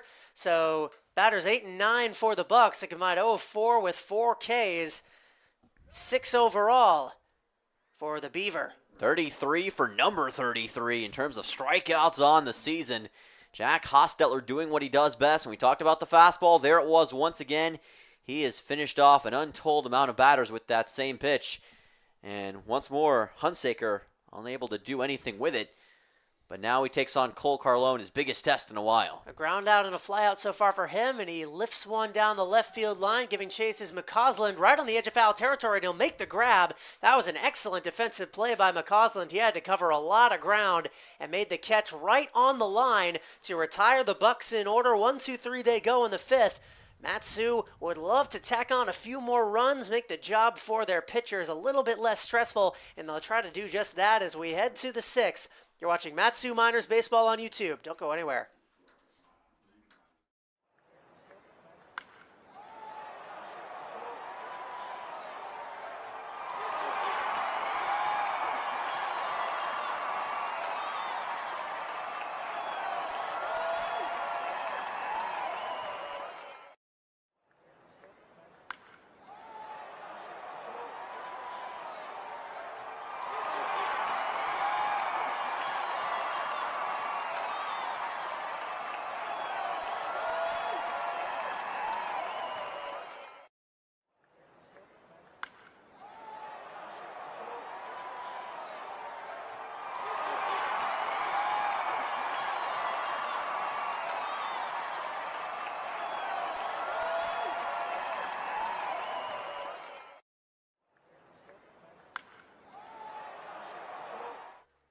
To the 6th inning we go in Anchorage. Charlie Fellows, Dylan Simmons on the call. Matsu up 1-0 over their rival Anchorage Bucs, the team that, if all goes well down the stretch this season, could be the Matsu Miners' opponent in the top of the World Series championship game.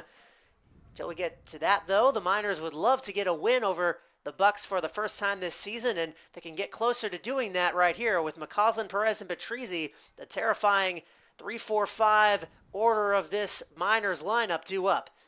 Yeah, for Grenada and the Bucs, this is going to be their toughest test in the near future. As that's a mile-high pop into shallow left field. Ranging on is Burns, and he'll defer to the left fielder Knowles, who will make the grab. McCausland 0-for-2 with a couple of hard-hit balls. Yeah, as he flew out to left that time, Knowles trying to catch up with it, was able to do so. Just hung in the air a little bit too long, although it was solid contact. McCausland 0-for-3 now in the game. That's not the way they wanted to start the top of the 6th, but maybe Christian Perez can help clean things up. Perez has reached on a fielder's choice and grounded out to first. He's 0-for-2. Helped to prolong that first inning. And now he's got a 1-0 coming from Chad Gurnea, who is on for his second inning of work, and he'll leave that one high. Patrizzi, the next man up, as the sun peeks out from behind the clouds here in Anchorage. Treasy's had a pretty good day as well. Absolutely. He's reached base both times. The only Miner to do that so far today. That's a swing and a miss for Perez, 2-1. It was a rainy weekend all over southern Alaska. I guess, would you call that southern? I guess South Central Alaska? South Central Alaska, Yeah. Anchorage area. Miners, of course, had a game rained out as that's a swing and a miss for strike 2 on Perez. That game against the Anchorage Adult Baseball League All-Star team, which we were very much looking forward to.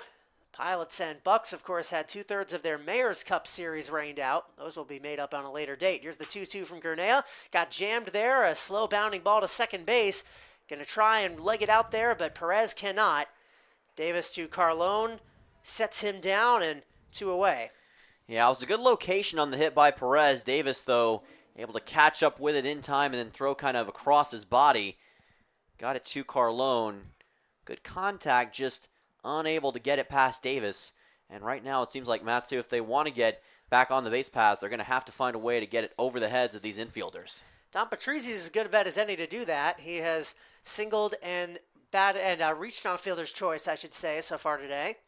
Also driven in Matsu's only run. He'll lift that one out to right field, not too deep. Andrew Lamb is under it for the second straight 1-2-3 inning dealt by Chad Gurnea. The offense for Matsu continues to struggle, but so far they've got a lead to show for it nonetheless. Bottom 6 coming right up. Matsu hoping to hang on and get a much-needed win as the closing part of the season is upon us. And you'll want to watch their quest to do just that, so stay right here. Matsu Miners Baseball will return.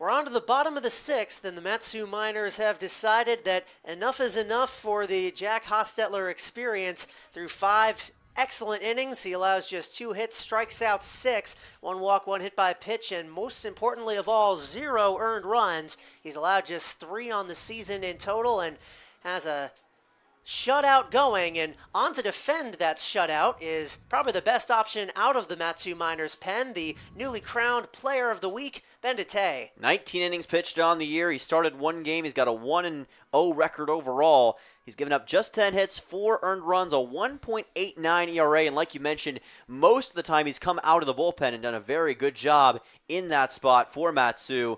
19 strikeouts on the season as well, and now he looks to keep that going today against the Anchorage Bucs. His last time out for Matsu was pretty darn solid. We talked about what he was able to do in that game.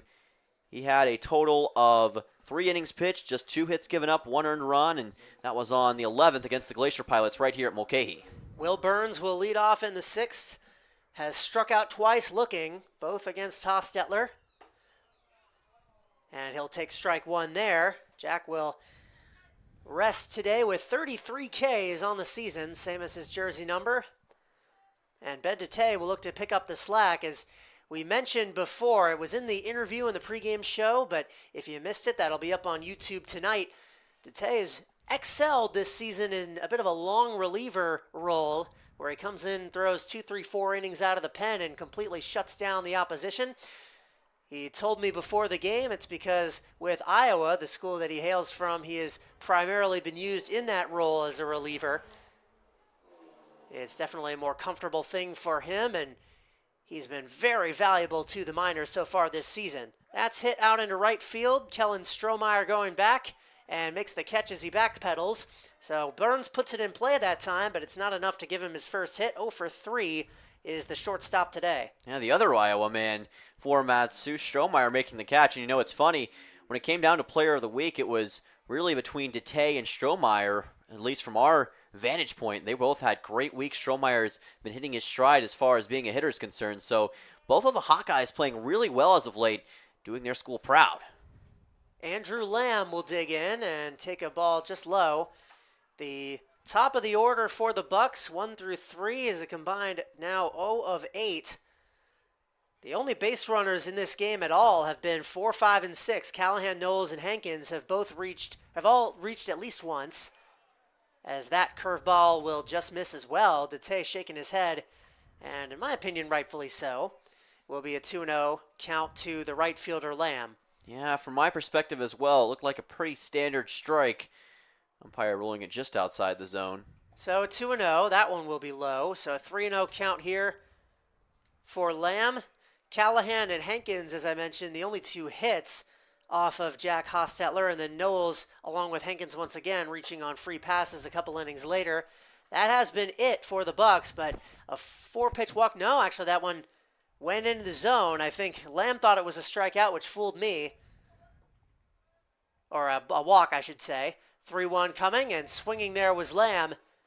He'll come up empty, so Dete a chance to turn this in his favor. Bringing it back to a 3-2 just like that, and he's back, bruh. I'm Please, somebody get that not reference. even going to ask what that's a reference to. Full count, payoff pitch, and that will be outside. So Lamb digs in and gets the walk. Second issued by the Miners pitchers so far today, and a base runner here in the 6th. Yeah, I'd gotten it back to a 3-2. That was a pretty solid-looking curveball, but a little bit outside that time. Unable to handle Andrew Lamb. Runner on first for the Bucs, but no need to panic yet if you're Ben Dete. Got an opportunity against Ryan Callahan, but this is a guy who already has a single in this game, so Dete has to be careful. Right down the middle there to Callahan. A single and a flyout so far today. He is the designated hitter today for the Anchorage Bucs at 308 on the year. And throw comes down to first by Baltz, and that one will go past the first baseman Perez and give Lamb a free trip to second. I like what he went for. Baltz caught Lamb way off of first base, and if that throw had been better, he absolutely would have at least had a shot of getting that pick off. But Andrew Lamb instead will get a free ride into scoring position. Yeah, it's that guessing game when it comes to throwing, and I like the idea, like you mentioned as well. Blake Baltz trying to get the out at first. There was definitely a window there. The throw was just a little bit high, bouncing off of Perez's glove. Tough break for the Miners here, but no need to worry too much about it. You've just got to find a way to hold Andrew Lamb at second, make sure he gets no further. That is the first error for either side. 2-1 the count on Callahan. Dete drops one in. And we saw how big errors were in past games against the Anchorage Bucs. You could argue it cost them in both of those doubleheader games. So Matsu Cost the Miners. Yes. Absolutely. So Matsu's got to be... 2-2, he struck him out. What a beautiful curveball that was. Looping right into the zone. Nothing Ryan Callahan could do with that. That is strikeout number 1 for Dete. 7 overall by the Miners. Just another day at the office for Matsu. Beautiful curveball that time. Date's been trying it, and he landed that one in perfectly past Callahan. That is a massive strikeout, and now a chance to strand a runner at second if he can take care of Peyton Knowles. Knowles with a walk and a flyout today. The Bucs have had now 4 runners make it into scoring position, including 2 back in the second, but none have come around to score. 1-0 from Dete, another pretty looping curve. It is so difficult to do anything with that pitch.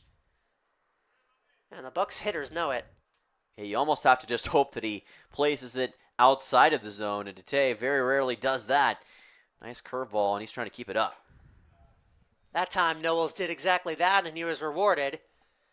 A little behind the zone there, as Dete continues to navigate his way through this treacherous part of the order for the Bucs. A 2-1. Low. A few potential rally seagulls flying into view there. We're hoping those are on the side of Matsu. 3-1 count here. We saw Dete issue a walk when the count got to 3-0 and then 3-2 before.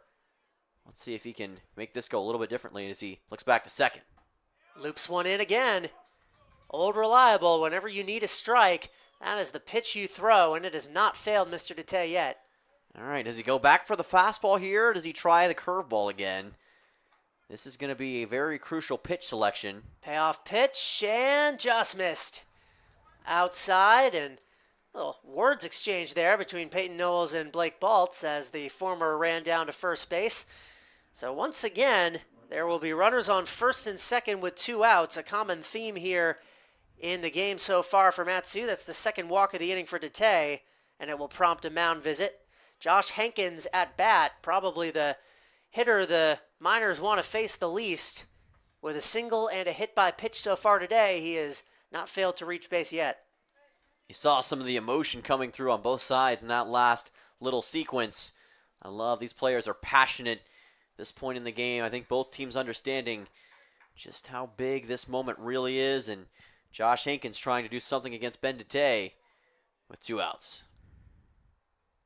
The Hawkeye will deal, and that one will get away from Baltz, but the veteran catcher able to corral it. Runners will stay where they are. Lamb at second, Knowles at first. Every time the Bucs have gotten a base runner, their base runners have come in pairs. In the second, the fourth, and now the 6th. Even numbers, and even number of runners as well. But still no runs to show for it. 2 outs in the 6th. Dete trying to continue that trend, and he fires in a strike. The Hawkeye pitching to Hankins, a native of Pennsylvania, Gonzaga University, so this general neck of the woods, you could say, part of the world. 1-1, high chop foul. I think you could call Alaska maybe on the verge of being Pacific Northwest. I mean, in reality, it's kind of the most Pacific and most Northwest of those states when you think about it. Yeah, well, that's like saying that, I don't know, Kansas is in the Midwest because it's mid of the country. Middle of the country, Yeah. that is true. Yeah. That is true. 1-2. Pop up into center field. Drake Kerr. And he'll make the grab. So for the 3rd time today, the Bucs get a pair of base runners and no runs to show for it. The Matsu Miners pitchers have not been perfect, but they have been perfect when they need to be. And perfect in the score column on that side. 1-0. The Miners' lead remains as we head to the 7th inning. Matsu will try to get that offense going against Gurney or whoever comes on in his stead. You're watching Matsu Miners Baseball on YouTube. Don't go anywhere.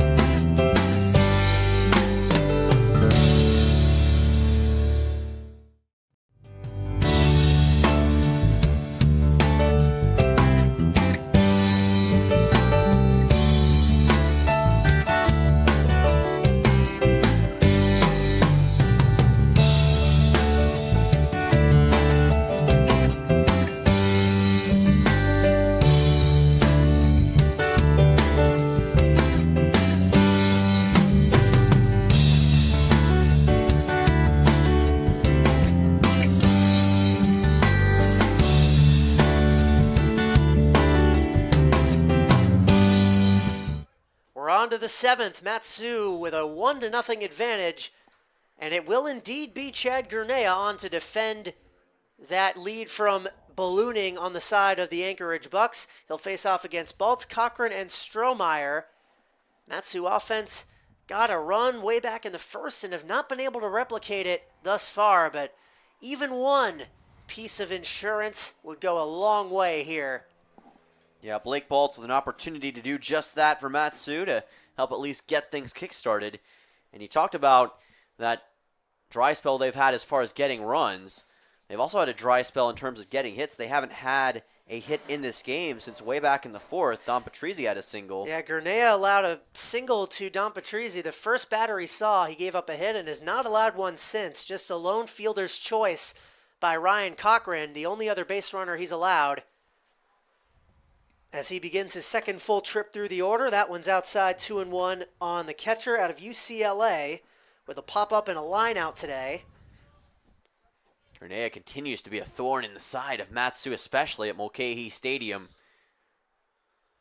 His 2-1 is low, so could be on the verge of his first walk here. That would be huge for Blake Baltz and Matsu to get a runner on base, get a little bit of momentum, a little bit of a window. 3-1, and indeed it will be a leadoff walk. So Will Halverson walked 2 of the first 3 men he saw in this game, and that led directly to a Matsu Miners run. Could the Miners be about to replicate that here 6 innings later? We sure hope so. Well, Ryan Cochran already has an extra base hit in this game. The lone extra base hit for Matsu overall, and the lone extra base hit in total so far. Maybe he can replicate that success right here. Gurnea pitching with a man on for just the 2nd time. Showed bunt for a second. Yeah, Ryan Cochran did. I like the attempt. 1-0. That's now 5 straight balls that Gurnea has thrown. Ryan Cochran, as you said, with a double, also reached on a fielder's choice off of Gurnea. Haven't seen a lot of bunting attempts from either side today. There's one, and that one caught the upper corner of the zone. Like a little bit past. We'll see if Cochran goes back to that here. Maybe just trying to see if he can advance Baltz at this juncture in the game, and I don't necessarily blame him for that line of thinking. Right now, runs are coming at a premium, so any way you can get a runner to advance is going to be good for Matsu and for the Bucs for that matter. 1-1 on its way from the man out of Cal State Fullerton. With a fellow Californian on the base paths, that's laid down successfully by Cochran, fielded by Brody Briggs, the catcher, and he gets it on to first. A nifty little play there to retire the shortstop, but down to second base goes Baltz. Cochran was successful. It'll be a man in scoring position for the first time since the second, and one away. Yeah, like you mentioned, he did what he needed to do. He wasn't eyeing a trip to first base. It would have been a cherry on top in that situation, but he advances Baltz to second, which was the primary mission, and he got it done perfectly. As Kellen Strohmeyer comes to the plate, we know he's very much capable of big hits as of late. This bottom of the order is 0 for 4 for the Miners today, so they will need that to change if they want a run to come in to score here. Gurnea will pitch to Kellen Strohmeyer for the second time, got him to fly out back in the fourth. You don't necessarily want to fly out in this situation, especially with Baltz at second right now. He could very easily advance to third. For Matsu, that would be pretty solid, if nothing else. 1-0 spoiled. Strohmeyer on a hot streak lately, and after the wonderful inning we just saw by Ben DeTay, navigating out of a jam as he did, could that extend to the other Iowa Hawkeye on the Matsu roster? Got to try to avoid groundouts here if at all possible, especially on the left side. 1-1, good take from Gurnea. Garden Grove, California native, had an 8.53 ERA for the Titans of CSU Fullerton as a freshman.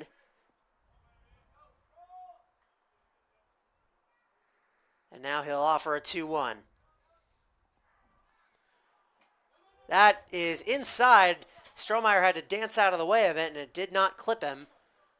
Ball 3, Gurnea all of a sudden so sharp through 2, but has seemingly lost his command. Yeah, we kind of saw Jack Hostetler go through this in a small way earlier on. And now Gurnea losing a little bit of it here, and that's ball 4. That is his second walk of the inning in 3 batters, 4th overall drawn by the Miners, and it'll be first and second with 1 out. Matsu in prime position to tack on another tick or 2 on the scoreboard, and Riker Scow now will bat. Anything but a ground out is good for the Miners because it would get it back to the top of the order. And the Bucs know it. They will talk strategy here with Riker Scow ready to bat. Yeah, they want to try to get a double play if at all possible. So the biggest thing right now for Riker is you got to avoid that ground out. Try to send it into the outfield if nothing else. You can maybe advance Baltz on to third. So Riker's got to keep that in his mind and play this very carefully, understanding the moment of the game. 2 on, 1 out. Chad Gurnea still only allowed just the 1 hit, but in much more trouble than he was back in that 4th inning where he allowed it. Scow taking ball 1 here. Ground out and a fly out so far for the BYU man. Flew out to right last time. Got a pretty decent amount of contact on the baseball as well. If you could get that once again, that'd be huge. 1-0 is high and tight. If you do fly out to right, that would be much better than left because it would give Baltz the chance to ideally advance down to third. Exactly. And give Drake Kerr a chance to drive him in. Here's a 2-0 though, and that will find the zone. A rare strike, but a big one here for Gurnea in the 7th. 2-1. Biggest thing if you're Riker Scow is keep Gurnea guessing. Don't try to let him get his confidence back, if at all possible. On the ground to short. This could be 2. Flips on for 1, and indeed a double play. A back-breaking turn of events. Riker Scow, the one thing that could have ended the inning, and that is indeed what has come to pass. A twin killing to get the Bucs out of the 7th inning. The Miners have had their chances to increase this lead so far here today, but That was definitely the best one they've had since the first, and hopefully they won't be ruining that. Right now they aren't. They have a 1-0 lead, and the way the pitchers have been, that could potentially very well be the final score of this one. On the other side of the stretch, we'll be right back with more Matsu Miners Baseball on YouTube.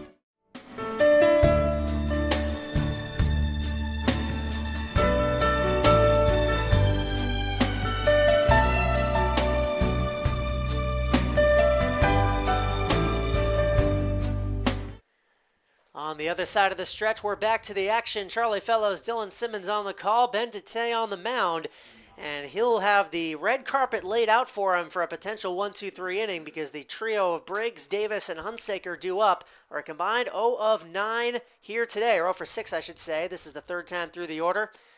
Dete throws in strike one to a Briggs showing bunt. Grounder and a fly out so far for him, as the Miners inch ever closer to what would be an incredibly important win for their chances at a top 2 seed here today. And a swing and a miss, but Dete back to where he left off. Yeah, if you're talking about setting a tone for a stretch, this would be the win to do that. You take down the top team in the Alaska Baseball League, and you make a statement going into these next few games. 0-2. And we're back to the action, so sorry about that. At bat, we were just commentating. Brody Briggs ended up hitting a single on that full count, so he's on with none out here in the 7th inning. Another base runner. First hit allowed by Dete, just the 3rd overall for the Anchorage Bucs in this game, and immediately Dete is conscious of that runner at first as he pitches to Martell Davis, victim of a strikeout twice so far today. Yeah, you've got Davis and Hunsaker coming up. Both of them have struck out at least twice in this game, giving Dete ample opportunities. Showing bunt there, and that was well inside, and Davis is going to say that hit him, and the umpire is not going to argue, or no, it looks like he's calling him back. I was going to say it didn't look like it hit him. Dete is confused. Looks like they're going to have a conversation, will the umpire crew. That did not look like it hit him. It didn't sound like it hit him. But he immediately threw his bat away. And indeed, it will not be a hit by pitch. Martell Davis, the bat will continue. So he tried to pass one off there. Just trying to fool him, I guess. I guess. I don't know. I don't know if I've ever seen anything quite like that. No, I've seen people do that. I mean, I'm not accusing him of trying to cheat, essentially, which is what that would be. But, maybe that did me feel that graze him, and it maybe just got his jersey, fouled that one off into himself as the runner was taking off Brody Briggs. Umpire is talking with managers on both sides now who are saying things to him. Wouldn't be a game between these two teams without a couple questionable calls. Yeah, there's always a little bit of controversy, especially when the stakes are so high. Emotions run high, and sometimes things will be said, and it leads to the excitement of the game. Throw comes into first, no dice. It'll be a 1-2 from the Hawkeye. Looking for a big first out to prevent the Bucs from making any noise in this inning. It's the first time they've had base runners in consecutive innings so far today, but it might be about to get erased as that's on to Patrizzi for one. Cochran throws it on to first, not in time. That throw is a little bit low, and Perez could not get his glove on it in time. Davis legs out the fielder's choice, but Briggs is retired, so the first out is recorded. Yeah, not a bad effort on the double play that time. Good job by Patrizzi to pick that up, and immediately Matsu is going for it. Just couldn't get that one on to first base in time. Perez got a glove on it, but the speed of Davis was enough to leg that out. Still, though, Matsu able to get that first out, most importantly, and keep a guy from getting back in scoring position. Now it's Hunsaker, who has also struck out twice in this game, as had Davis prior to his plate appearance. Ball one loops in outside from Ben DeTay. With one on and one out in the seventh. Yeah, still using that curveball to great effect in this seventh inning. Got a mile-high pop-up in foul territory. Backpedaling is Perez, and he'll make the catch in foul ground. A big second out that does not allow the Bucs to do anything with it. Yeah, no understanding how big that second out was. Great work by Perez to locate the baseball. Kind of had to move back at the last second to bring it into his glove, but able to catch it. And now Cole Carlone comes on, and we know he can be a game changer for the Bucs. This is where Ben DeTay has really got to dial in. He came in with the best batting average in the ABL, but he's 0 for 3 so far today. A ground out and a pair of flyouts, including a nice catch by McCausland, the left fielder, back in the fifth. That is a swing and a miss. DeTay has retired Carlone once already. He did so at the start of his appearance. Or I should say, actually, this is his first time up against him. Just missed with that offering. DeTay came on in the sixth. This is him going for his second full inning. Carlone's flew out to left twice and grounded out to short in his first at-bat. He's made solid contact, but thankfully for Matsu, he's never been able to get it over the wall. 1-1. Lifts that one foul off to the left side. The wind is beginning to pick up a little bit more, blowing in from the right side of the diamond. So if Carlone could get a hold of one, you saw that opposite field home run that he got against the Miners last week off to the left side. DeTay trying to make sure that doesn't happen. A 1-2. He does hit it to the opposite field, but foul once more. Yeah, again, he's making very solid contact. It's all about whether or not he can put it in play. And for Ben DeTay, he's going to be doing his best to try to recognize that. Of course, we know that Carlone is looking for a prime opportunity to get the Bucs in this game. Massive 1-2. Runner goes, throw is high. Baltz throws down to second, and by a mile, he is out. Taking off there was Martell Davis, but he didn't know that Blake Baltz is nearly impossible to run on in the ABL this season. He becomes the latest victim of the UCLA Bruin. The inning is over once again with nothing to show for it on the side of the Bucs. It'll be 1-0 still, the score ever since the opening stages of this game. And 2 innings to go. The Miners hoping to close out a critical road win. It'll be Dylan the rest of the way. You're watching Matsu Miners Baseball on YouTube.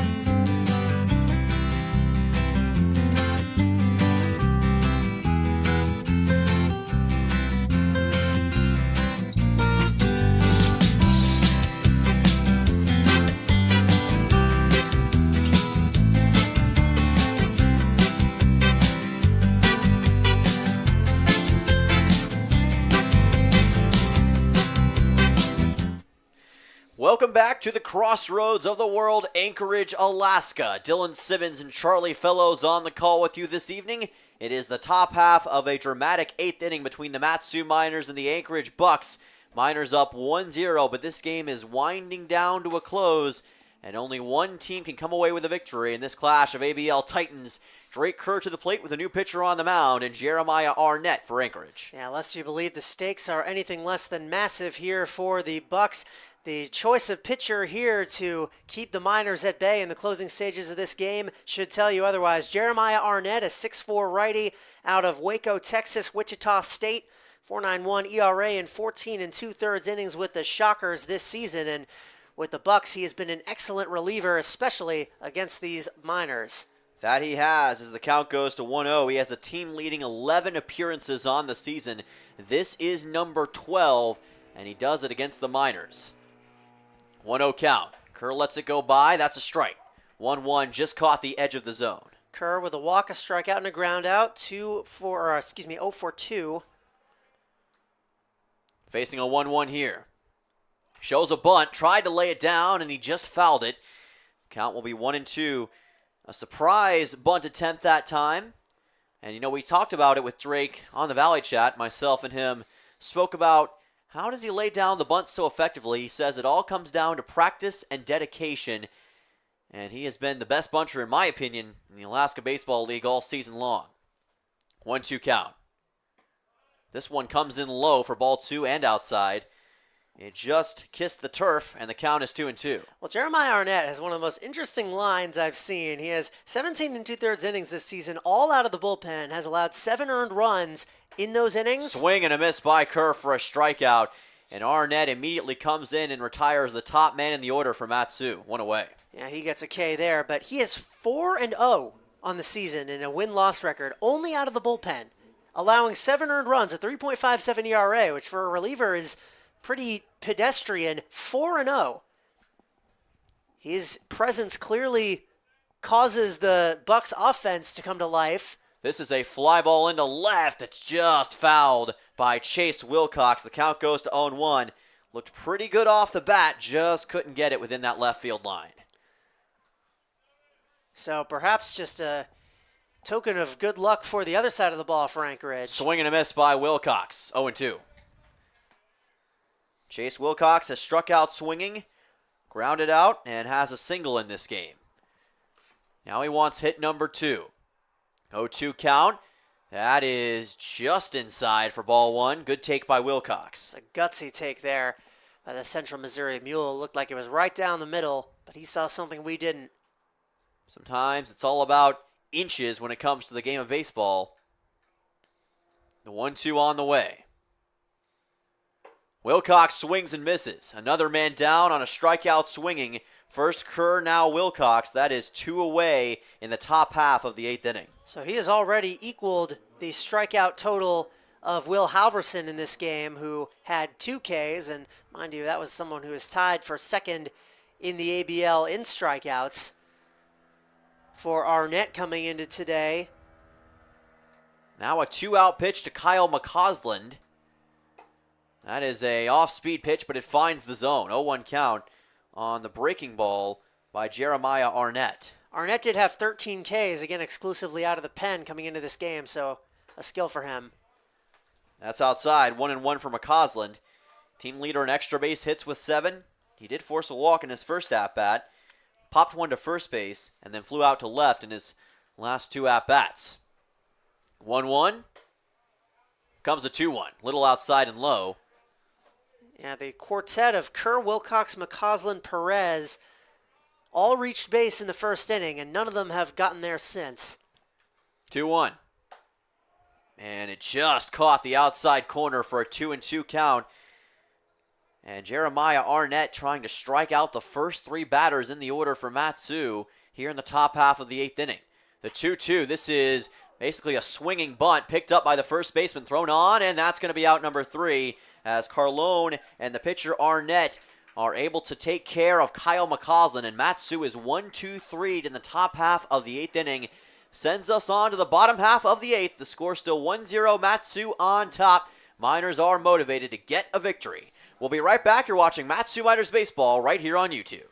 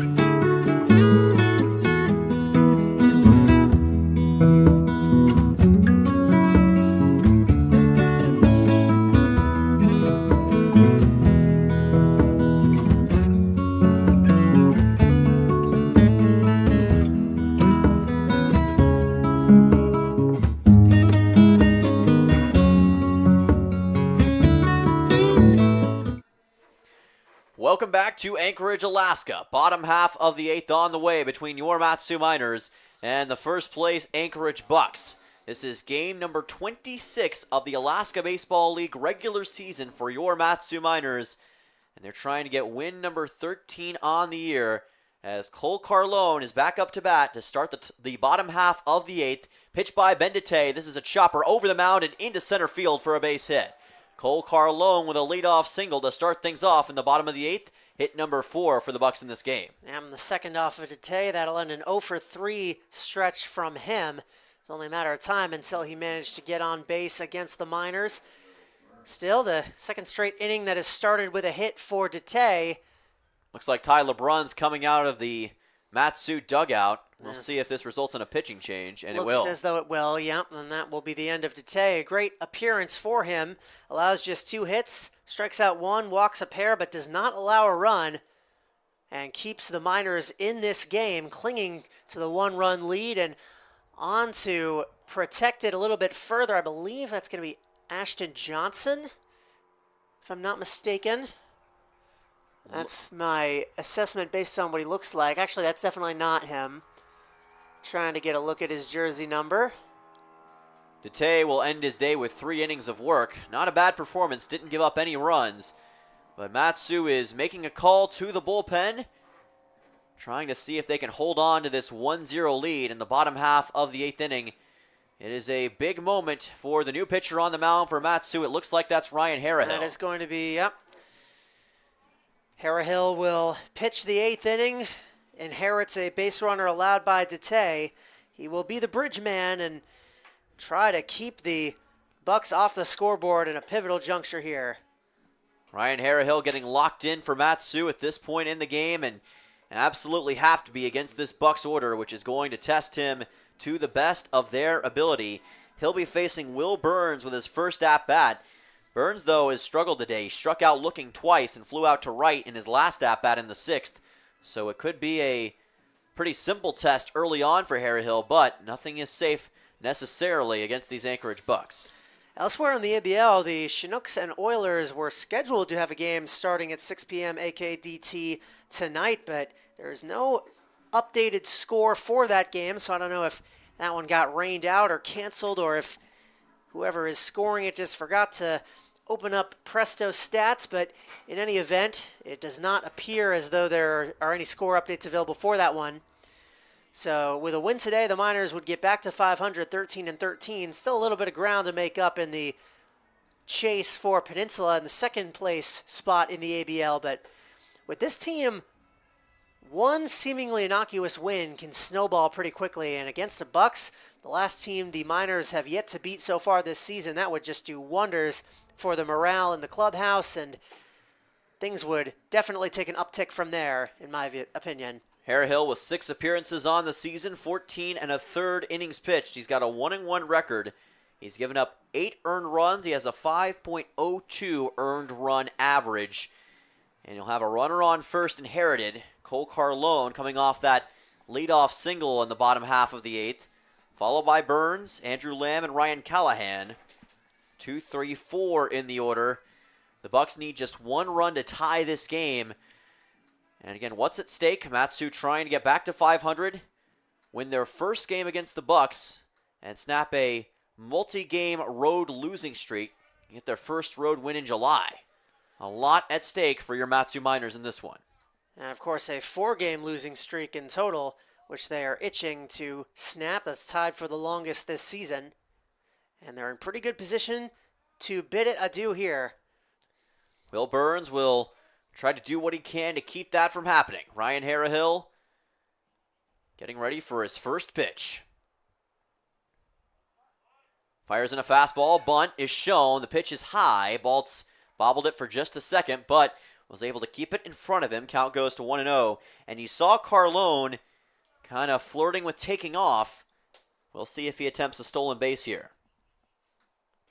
Baltz will definitely be ready if that happens. 1-0 count. Another bunt shown. This is going to be fouled.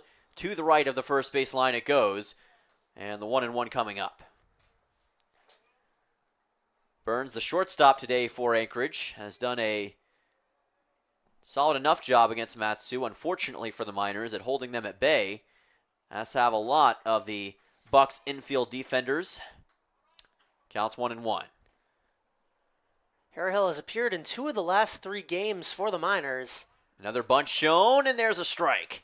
Put it in right past Burns that time, did Harrahill, and the count goes to 1-2 strikes. Actually, now 3 out of the last 4 with his appearance here today. Has not allowed a run and just 1 hit between those 3.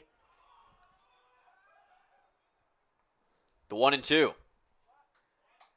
And again, it's bunted and fouled into the net. Count will stay the same for Will Burns. No, that's going to be strike 3, a foul bunt. Can't do that with 2 strikes. And my apologies, you're right, that's a foul bunt. So it's going to be a strikeout, and that will bring us to the next man in the order, Andrew Lamb. Interesting that he went for the bunt yet again. Yeah, I don't know if he knew what the count was, because that was bizarre. That even caught me off guard. That's the first time I've seen that this season for sure. I don't know. You could probably count on one hand the amount of times I've seen anyone do that at any level of baseball. So Andrew Lamb at the plate, throw back to first. And the scoreboard operator is even the pretty scoreboard confused operator too. was unsure about that. Good catch on that one, partner. I wouldn't have even thought about that. Just don't see that play made very often. So Andrew Lamb now at the plate, and that's a strike. Great pitch by Harrahill, and the count will be 0-1, it looks like. Now, I'm not sure. That is a strikeout, right? That does go into the books as a K. I'm not sure how you score that, a foul bunt with 2 strikes. I'm pretty sure that goes in as a strikeout, like a foul tip into the mitt. But we'll have to see. 0-1 coming up for Harrahill, and that's going to be ball 1, a little bit high that time. If that is a K, then that will be number 8 on the day for Matsu, first by Harrahill. At the moment, he's just doing what he can to bring this game to the top half of the 9th and hope for Matsu to get some insurance runs. That is fouled into the netting, and the count goes to 1-2 here. And that is a strikeout. Yes, indeed, we have confirmed. So K number 1 for Harrahill. Something you see every day. An unorthodox way to do it, but Potentially a pivotal blunder there for the Bucs as they scrap and claw for any base runner they can get. the 1-2, this pitch is high. Good work by Baltz to collect it. And if the Bucs come back to lose this game, that is going to be a play that a lot of people will be looking at and saying that's a crucial mistake late in the going. Especially after Cole Carlone finally makes it on base. Right. Burns is 0 for 4 with 3 strikeouts today. Flips the entire momentum. Not what you want from your 2-man. Speaking of 2s, a 2-2, and Harrahill throws one over to Perez, trying to see if he can get Carlone. He cannot. He'll try it again. Andrew Lamb did force a walk in his last at-bat against Ben Dete. That coming in the 6th inning. The 2-2. Swing and a miss. 2 straight strikeouts for Ryan Harrahill. This time he takes care of Andrew Lamb, and Harrahill roaring like a lion in the bottom of the 8th. And now he can push for double digits with Ryan Callahan due up, a strikeout victim himself back in the 6th. Also a single and a flyout, but he's been quiet ever since his first at-bat, as have most of the Bucs here today. A masterful job by these Miners pitchers. Callahan to the plate. There's another strike by Harryhill. Perfect fastball. Callahan, the DH, did get a single in his first at-bat in the second. Struck out looking his last time up, though, against Tate. Harryhill taking his time, not rushing things, throwing back to first, and just missed a chance to take care of Cole Carlone. Perez couldn't quite handle it, and we will try the 0-1. And I think he might have been barely safe anyway, even if that ball had not fallen out of the glove of Perez. Still, the closest I've seen probably of any pickoff attempt this season by the pitcher. Very nearly got him. And Carlone's going. Here's the throw. It is not going to be in time, so that's going to be a stolen base for number 23. And the Bucs do have a runner in scoring position. We thought Carlone may try that, and indeed he does. Yeah, the throw by Baltz was good, but it was too late. Carlone got a good jump, and that was it. He shows his speed. It's not a lot in the game of baseball that Carlone is not at least pretty good at. But hopefully the Miners can make that moot here. 1-1. More for Harryhill to keep an eye on. Keeping a close eye at Carlone. And time's going to be called just before by the batter Callahan. A little bit of gamesmanship. Yep. Just trying to see what he can do against Harryhill. Maybe have him second guess. Keeping a close eye on Carlone. Thought for a second there was like a pitch clock violation or something. Forgot I was in the ABL. No pitch clock in the ABL. Swing and a miss. Count goes to 1-2. Another great fastball by the Cornhusker. And Ryan Harryhill, who was watching him in the van today, he was locked in. He was focused on the task at hand. Didn't have to say a lot of words. You could just see the look on his face. He was ready for a battle. Now trying to get 3 strikeouts in the bottom of the 8th. The 1-2. And that is low in the turf. Baltz able to keep it in front of him. He is a little bit shaken up, it looks like, as he's trying to regain his balance. Coach Tyler Brunn's going to come out and talk to his catcher. A little bit slow to get up. I think he's going to be okay, but just needed a moment to, I guess, just catch his breath. Yeah, I don't know where that hit him exactly, but just needed a minute to shake it off. Also got a battle of Ryans here, just realized. Harryhill and Callahan in this pivotal juncture. It's the Ryan and Ryan show in the bottom half of the 8th inning. But who's going to get to change the channel? The 2-2. This is a chopper foul to the right of the first base bag. And Nick Bisaccia going to come out of the dugout and go get that baseball for the Miners. Count will stay the same. Is the Ryan and Ryan show a show? I don't think so, but I could be wrong. Just made that It's up. a show. Yeah, it's a show now. Okay. Prime time slot, man. You could have told me it was real, and I would have believed you. I don't watch TV. 2-2 count. Swing and a miss. And Ryan Harryhill gets the Ryan and Ryan show to go in his favor. 3 strikeouts in the bottom half of the 8th inning. And the Miners maintain that oh-so-important 1-0 lead. Top of the 9th is on the way. Don't go anywhere. You're watching Matsu Miners Baseball on YouTube.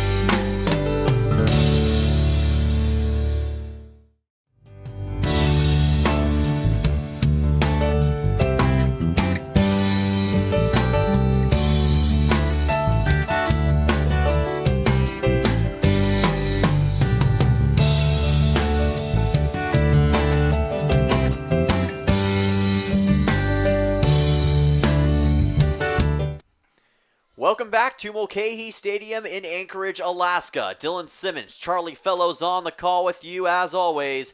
And your Mat-Su Miners are 1 inning away from clinching their first win of the season against the top team in the Alaska Baseball League. Christian Perez to lead off, followed by Dom Patrizzi and Blake Baltz here in the top of the 9th as Mat-Su searches for some insurance.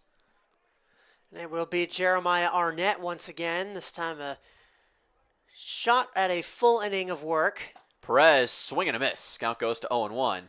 After getting the Miners in order back in the 8th, including 2 swinging strikeouts. Finished off by a ground out from Kyle McCausland. The 0-1 is low. In the turf, count goes to 1-1. We've talked about it before, but a turf infield here at Mulcahy Stadium, that can certainly help shots in between the infielders. The 1-1, this is popped up. It's going to be fouled. Unplayable for anybody on the Bucs. And the count will go to 1-2. Just doesn't hit the same without the glass shattering sound. I think that might be a pilots only thing. Might be a pilots only feature at Mulcahy Stadium.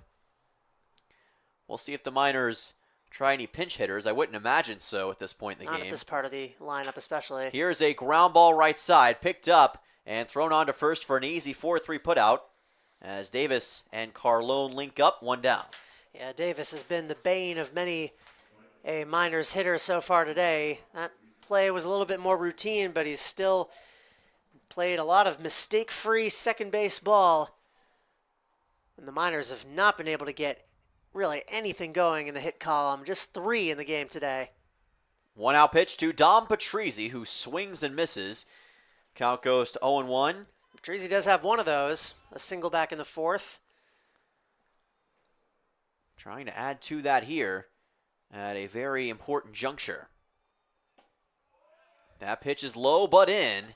Count goes to 0-2. That's one that some Miners fans may disagree with. Yeah, that was interesting. Just caught the lower part of the zone according to the home plate umpire. Now the 0-2 count on the way to number 1. And that is definitely a ball in the turf that time.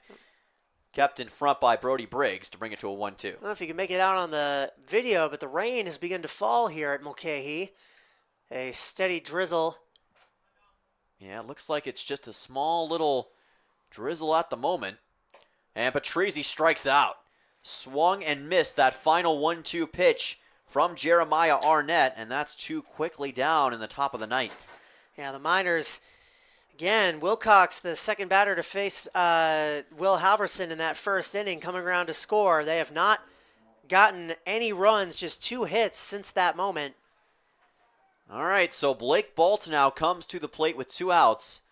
Mat-Su trying to get hit number 4 in this game for themselves. Do something, if at all possible, to extend this lead. Baltz showed bunt, pulled back, and that's a strike. 0-1.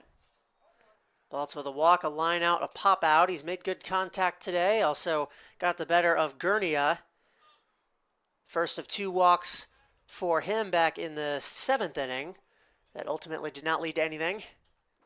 That is a check swing, and it's going to be ruled as a strike. Count goes to 0-2. Yeah, just barely went around there. Very, very close that time for Blake Baltz.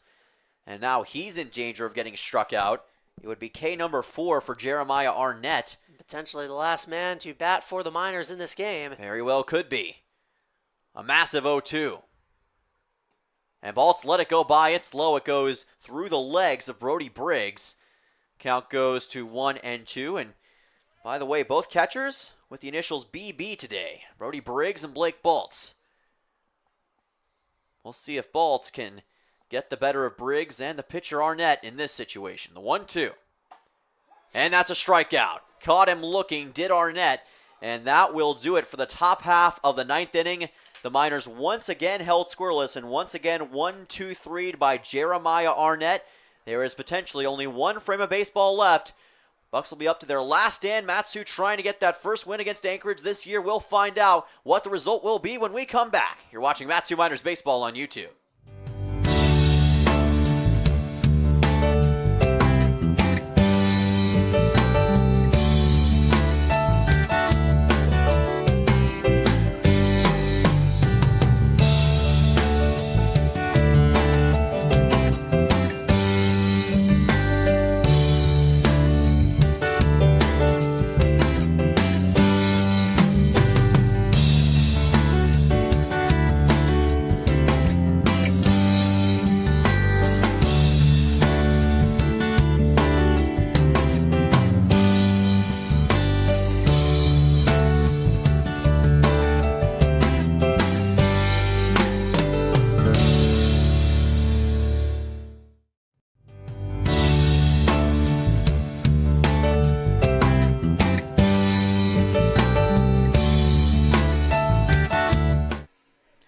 Welcome back to Anchorage, Alaska, and the intensity is palpable at Mulcahy Stadium. Dylan Simmons, Charlie Fellows on the call.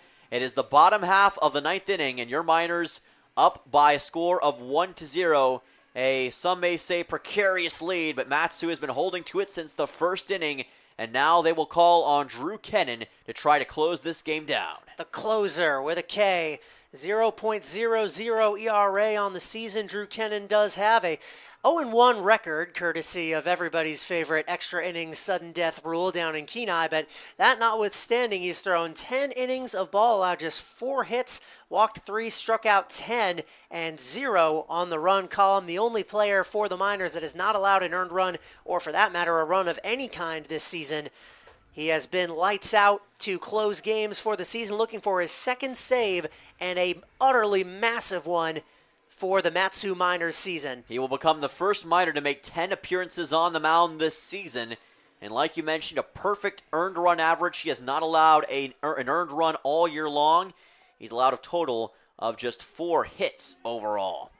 But this is a Bucs lineup that is keen on trying to mess it all up for Matsu and keep their win streak over them alive. It'll be Knowles, Hankins, and Briggs, who have all had some degree of success against the Miners pitchers so far, but none of them have been able to square off against Kennan. Here we go. Fastball inside and ball 1.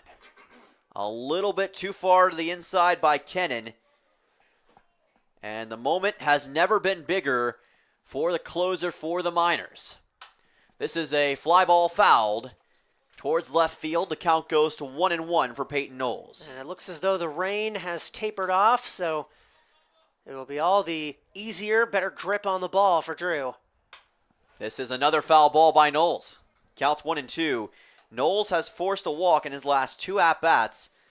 1 in the 6th, 1 in the 4th. So far, he is 0 for 1 on the day. The 1-2. And Kennan will watch that go in for ball 2.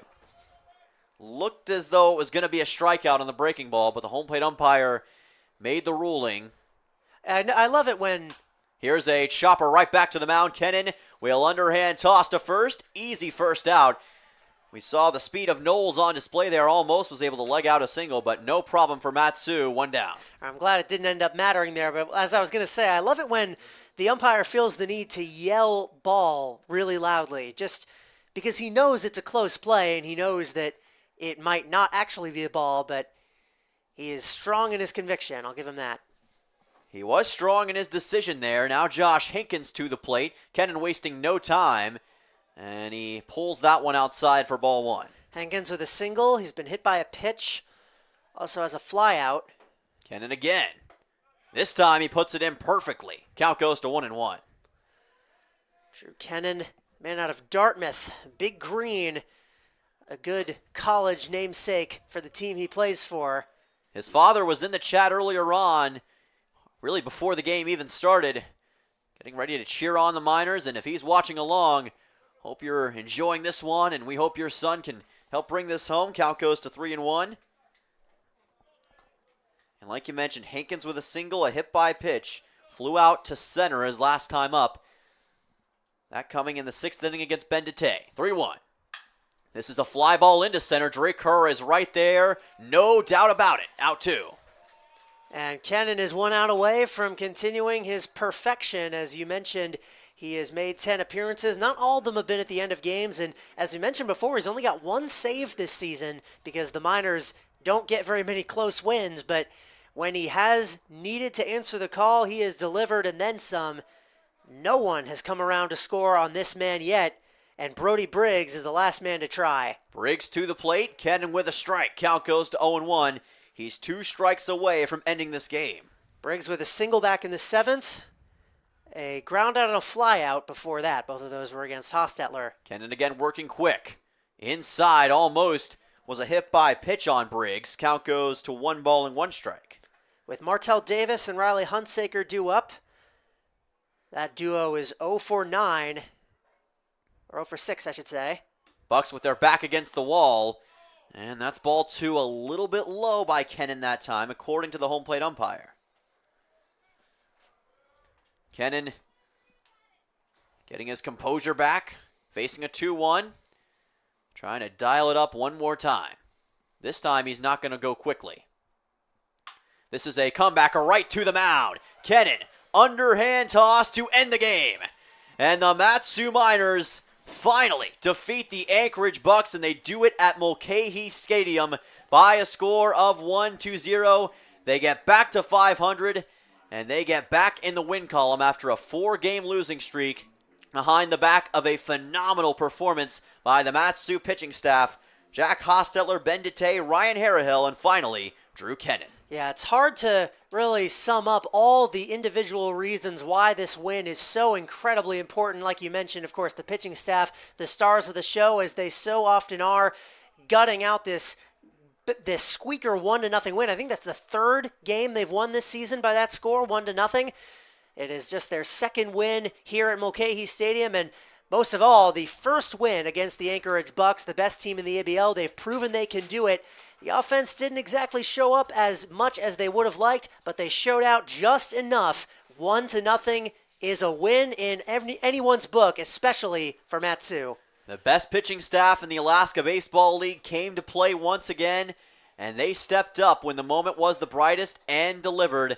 The Mat-Su Miners get in the win column against the Anchorage Bucs, and they will be right back here tomorrow to take on the Anchorage Glacier Pilots, looking for a little bit of revenge after 2 straight losses last week. We'll see if they can get the job done in that one.